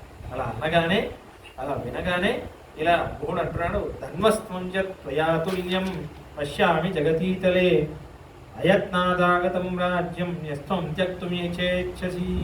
ఆహా ఆహా ఆహా, నేను ధన్యుణ్ణయ్యా. ఇంత గొప్ప తమ్ముడు, ఇంత గొప్ప అన్నయ్య, అయత్నాతాగతం రాజ్యం, ఏ కష్టం పడకుండా ఒక రాజ్యం చేతికి వస్తే చాలా సులభంగా రాజ్యం వచ్చేసింది ఏలాలి అనుకుంటాడే ఎవడైనా. కానీ ఇది నా రాజ్యం కాదు, అన్నయ్యకే చెందుతుంది అని ఇంత కష్టపడి అయోధ్యలో ఉన్న వాళ్ళు అందరినీ తీసుకెళ్ళి అందరి చేత బతిమాలించి మరి అన్నయ్యని తీసుకెళ్ళడానికి వెళ్తున్నావా? ఇంత గొప్ప తమ్ముడు అయ్యా నువ్వు. ఇది నాకు అర్థం కాలేదే, నన్ను క్షమించయ్యా, ఏదో అనేసాను. శాశ్వతి కలుతే కీర్తి లోకాలను చరిష్యతి. కీర్తి శాశ్వతంగా ఉంటుంది. ఇటువంటి తమ్ముడు అయ్యా నువ్వు చేసిన పనికి కీర్తి శాశ్వతంగా ఉంటుంది. యస్త్వం కృచ్చగతం రామం ప్రత్యానయితుమిచ్చసి అని అన్నాడు. కాబట్టి ఏం పని చేస్తున్నావు నువ్వు? రాముడే ఇట్లాంటి తమ్ముడు భరతుడు, నువ్వే తమ్ముడివి అని అంటాడు. భరతుడు, అందుకే భరతుడే గొప్ప భక్తుడు. రామభక్తుల్లో ఫస్ట్ భరతుడే, భరతుడి తర్వాతే ఎవరైనా. మన సంప్రదాయంలో ఏదో లక్ష్మణుడు, ఆంజనేయ స్వామి అంటారు, కానీ రామాయణం చదివిన వాళ్ళకే అర్థమవుతుంది. రామభక్తుల్లో ఫస్ట్ భరతుడి పేరే, నెక్స్టే వేరెవరి పేరే కాదు. భరతుడు లాంటి భక్తుడు ఒకటి లేరు రాముడు. అది చిన్న ఒకటి గుర్తొస్తుంది, నేను చెప్పి ముగించేస్తాను. చాలా చెప్తున్నాను, నేను భద్రాచలం వెళ్ళాలి. అయితే ఏంటంటే ఈయన ఒక ఆయన ఇది చెప్తారు, ఆశు కవిత్వం, ద్విశతావధాని, మాడుగుల నాగపణి శర్మ అని విన్నారా? చాలా ఫేమస్. ఒక పదం చెప్తారనుకోండి, దాని మీద శ్లోకం చెప్పారు. అయితే ఆయనకు ఒకసారి ఒక కష్టమైన ఒక ప్రశ్న ఇచ్చారు. భరతుడు ఎదిరించి రాముని భాగమడిగే అని ఒక ప్రశ్న. ఇప్పుడు దాన్ని పెట్టుకొని ఆయన శ్లోకం రాయాలి. భరతుడు ఎదిరించి రాముని భాగమడిగే. భరతుడు ఎదిరించి రాముణ్ణి, రామా నీ ఆస్తిలో నాకు భాగం కావాలి అని అడిగేటట్టు అడిగారు. ఆయన ఫస్ట్ పదం చెప్పాడు చూడండి, అక్కడికే ఆన్సర్ అయిపోయింది. అచట కష్టాల కడలి నీకొక్కడికేనా అన్నారు. ఈ కష్టం అనే ఆస్తి నీకు ఒక్కడికేనా? భరతుడు ఎదిరించి రాముని భాగమడిగే అన్నారు. నువ్వు ఒక్కడిగా కష్టపడతావా? నీతో పాటు నేను కూడా కష్టపడతాను. కష్టం నీకు ఒక్కటికైనా సొంతం. రామా, నువ్వు కష్టపడకూడదు. ఆ కష్టం అనే ఆస్తిని నాకు ఇవ్వు అన్నారు. అది భరతుడి క్యారెక్టర్. ఎందుకు చెప్తున్నానంటే, అటువంటి కీర్తి ఎప్పటికీ నిలిచిపోయింది కదా. ఇప్పుడు కూడా ఆయన గురించి శ్లోకం చెప్పి ఆనందపడుతున్నారు. అటువంటి కీర్తి. భరత యపనం నమోస్తు తస్మి. వేదాంతేశ్వర స్వామి అంటున్నారు పాదుకా దర్శనంలో, లోకంలో పాదుకా ప్రభావం చూపించింది ఇద్దరే. ఒకటి భరతుడు, ఒకటి వేదాంతేశ్వర స్వామి. ఎవరు చూపించలేదు. ఎందరూ పాదుకని వేరే ఉపచారాలతో పాటు పాదుకాని రాసేశారు. ఎందుకో రాయలేరు అంటే వాళ్ళు తక్కువ అని కదా, వాళ్ళు కూడా రాశారు. పాదుక గురించి అక్కడక్కడ మెన్షన్ చేశారు. కానీ పాదుక గురించే ప్రత్యేకంగా ఒక 1000 శ్లోకాలు పాదుకా సహస్రం అని రాసింది వేదాంతేశ్వరం. అన్నిటితో పాటు గుడుగుతో పాటు పాదుక చండ్రాలు కూడా మృందాల్ సింగాధరమాం నిండ్రాల్ మరవడి ఇలా ఉన్నాయి, అక్కడక్కడ ఉన్నాయి. కొన్ని నిర్దేశాలు ఉన్నాయి పాదుక గురించి. కానీ పాదుకా శాస్త్రం గురించే, ఒక పాదుక గురించే ఒక స్తోత్రం రాయడం. అప్పుడు వేదాంతేశ్వర స్వామి అంటున్నారు, నాకేదో భరతుడి అనుగ్రహం ఉంది, అందుకే పాదుకా శాస్త్రం రాస్తున్నాను. ఎందుకంటే పాదుక గురించి తెలిసింది ఆయనకు ఒక్కడికే కదా. ఏదో భరతుడి నాకు అనుగ్రహం. అందుకే పాదుకా శాస్త్రం స్టార్ట్ చేసేటప్పుడు రంగనాథ స్వామి పాదుక మీద రాయాలా? వేదాంతేశ్వర స్వామి పాదుక గురించి రాయకపోతే పాదుక కూడా ఏదో ఆవరణంలాగా మిగిలిపోయారు. అంటే వైజయంతి వనమాల, గొడుగు, ఛత్రం, చామరం అలా పాదుక అన్నట్టు అయిపోయాయి. కానీ కొన్ని విషయాలు చెప్తున్నారు. వస్తుంది లాస్ట్లో అయోధ్యకాండలో పాదుకా రామాయణం విషయమే చూడబోతున్నాం. దానికోసం ఒక బుక్ కూడా కొన్నాను. పాదుకా రామాయణం అని ఒక బుక్కే ఉంది, మన సంప్రదాయం రాశారు. వేదాంతేశ్వర స్వామి పాదుకా శాస్త్రంలో రామాయణ విషయాలు, పాదుక అన్ని చేసింది మొత్తం పాదుకే అన్నట్టు రాసేశారు. మొత్తం చేసింది మొత్తం రాముడు కాదు, రామ పాదుకే అన్నట్టు రాసేశారు. అదొక వెర్షన్ ఉంది, అది మీకు చెప్పాలి. వేదాంతేశ్వర స్వామి ఏదో పొగడటానికి అతిశయోక్తిగా చెప్తున్నారు అనుకోకండి. అయినా కవి తార్కిక సింహం. కవిత రాస్తారు, తర్కం చాలా లాజిక్గా అనలైజ్ చేసి చెప్తారు. చాలా విచారం చేసి ఒక విషయం చెప్తారు. కవి కదా అతిశయోక్తిగా రాసేయాలని రాసేయాలి. చాలా రీజనింగ్తో పాటు చెప్తారు ఒక విషయం. అయితే భరతాయ పరం నమోస్తు తస్మై అంటున్నారు రెండో శ్లోకంలో. మొదటి శ్లోకంలో రంగనాథ స్వామి పాదుకని దర్శించేసి మొక్కేసి, రెండో శ్లోకంలోనే అంటున్నారు భరతాయ పరం నమోస్తు తస్మై ప్రథమోదాహరణాయ భక్తిపాజాం. భరతుడికి నా నమస్కారం. ప్రథమమైన ఉదాహరణ రాముడి పాదుక భక్తికి మొదటి ఉదాహరణం. ప్రపంచంలోనే పాదుకకి భక్తి ఉన్నవాడు భరతుడు. యదుపజ్ఞమశేషిత ప్రతిజ్ఞాం ప్రతిదో రాఘవ పాదుకా ప్రభావ. ఆ పాదుకా ప్రభావాన్ని చూపించింది భరతుడు. కాబట్టి ఆ భరతుడికి నా నమస్కారం అంటున్నాను. ఎందుకంటే ఒక చిన్న విషయం చెప్తున్నాను. వేదాంతేశ్వర స్వామి చెప్పింది చిన్న ఎగ్జాంపుల్ చెప్పి ముగించేస్తాను. ఏంటంటే ఏమంటున్నారంటే, ఈ ఛత్రం చామరంలాగా పాదుక అనుకున్నాం కదా. ఛత్రం, చామరం, గొడుగు అన్నీ మనం అన్నీ చేస్తాం కదా. అలా స్వామివారికి పాదుక కూడా ఒక దీన్ని పరిచ్ఛేదం అంటారు అన్నీ. కానీ వేదాంతేశ్వర స్వామి అంటున్నారు, మీరు ఒకసారి రామాయణంలో అబ్జర్వ్ చేయండి. భరతుడు ఏం చేస్తున్నాడు తెలుసా? ఈ ఉపచారాలన్నీ పాదుకకి చేస్తున్నాడు. రాముడికి ఉపచారాలు అనుకున్నారా? ఉపచారంలో పాదుక కూడా ఒక ఉపచారం అయినప్పుడు భరతుడు ఏం చేస్తున్నాడు? పాదుకకి ఉపచారాలన్నీ సమర్పిస్తున్నాడు. పాదుకకి గొడుగు, పాదుకకి చామరం, పాదుకకి ఛత్రం అన్ని చాలు. అప్పుడు ఇవన్నిటిలాగా పాదుక కాదు అని చూపిస్తున్నాడు భరతుడు. ఇన్ఫాక్ట్ రాముడి కంటే గొప్పది పాదుక అన్నారు. రాముడినే పాదుకే కాపాడింది అన్నారు. ఆ శ్లోకాన్ని చూద్దాం కదా ఎలా కాపాడు. కాబట్టి ఇది భరతుడు, ఇది గుహుడు. ఇలా మనం ఉండాలి. ఈ భక్తులు చాలా గొప్ప భక్తులు. దీని తర్వాత ఇలా భరతుడు గుహుడు చాలా విషయాలు చెప్తాడు. చెప్పేసి దాని తర్వాత భరతుడు ఏడుస్తాడు. అదో అందమైన సరిగా భరతుడు జటాముడి అంతా ధరించుకుంటాడు. ఇక్కడే పడుకున్నాడు అని చూపిస్తాడు. ఏడుస్తాడు అవన్నీ చూసి. అన్నయ్య ఇక్కడ పడుకున్నాడా అని ఏడుస్తాడు. మనం చూద్దాం. చూసి దాని తర్వాత భరద్వాజ శాసనం వెళ్ళాలి. అది తర్వాత చూద్దాం. ఇప్పుడు ఇవాళ డేట్ ఎంత? 4th కదా. నెక్స్ట్ 18th అనుకుంటా. 14 days తర్వాత అంతే కదా. ఈ నెక్స్ట్ సాటర్డే కాకుండా నెక్స్ట్ సాటర్డే ఆ రోజు మళ్ళీ ఇంకా రామాయణం అనుభవించుకుందాం. मंगलम कौशलेन्द्राय महनीय गुणाब्दये चक्रवर्ती तनूजाय सार्वभौमाय मंगलम एवं एतत्पुरावृत्तम आख्यानं भद्रमस्तुवः नव्याहृत विश्रब्दं बलं विष्णो प्रवर्ततां भावस्तेषां ज्येष्ठेषां कुतस्तेषां पराभवः येषामिन्दीवरश्यामो दयेषु प्रतिष्ठितः काले वर्षदुपर्जन्यः पृथिवी सस्यशालिनी देशोऽयं क्षोभरहितो ब्राह्मणाः सन्ति निर्भयाः कावेरी वर्धतां काले काले वर्षतु वासवः श्रीरङ्गनाथो चेतु श्रीरङ्गस्येश्वर्धतां चतुर्भगेश्वरमुखैः पुत्रपौत्रादिशालिने नमः सीतासमेताय रामाय गृहमेदिने जयति इति राजसूक्तिः जयति मुकुन्दस्य पादुकायुगळे तद्वैतनास्ति मे देववन्देतो जयति पुरुषन्तः कवितार्किकसिंहाय कल्याणगुणशालिने श्रीमते वेङ्कटेशाय वेदान्तगुरवे नमः।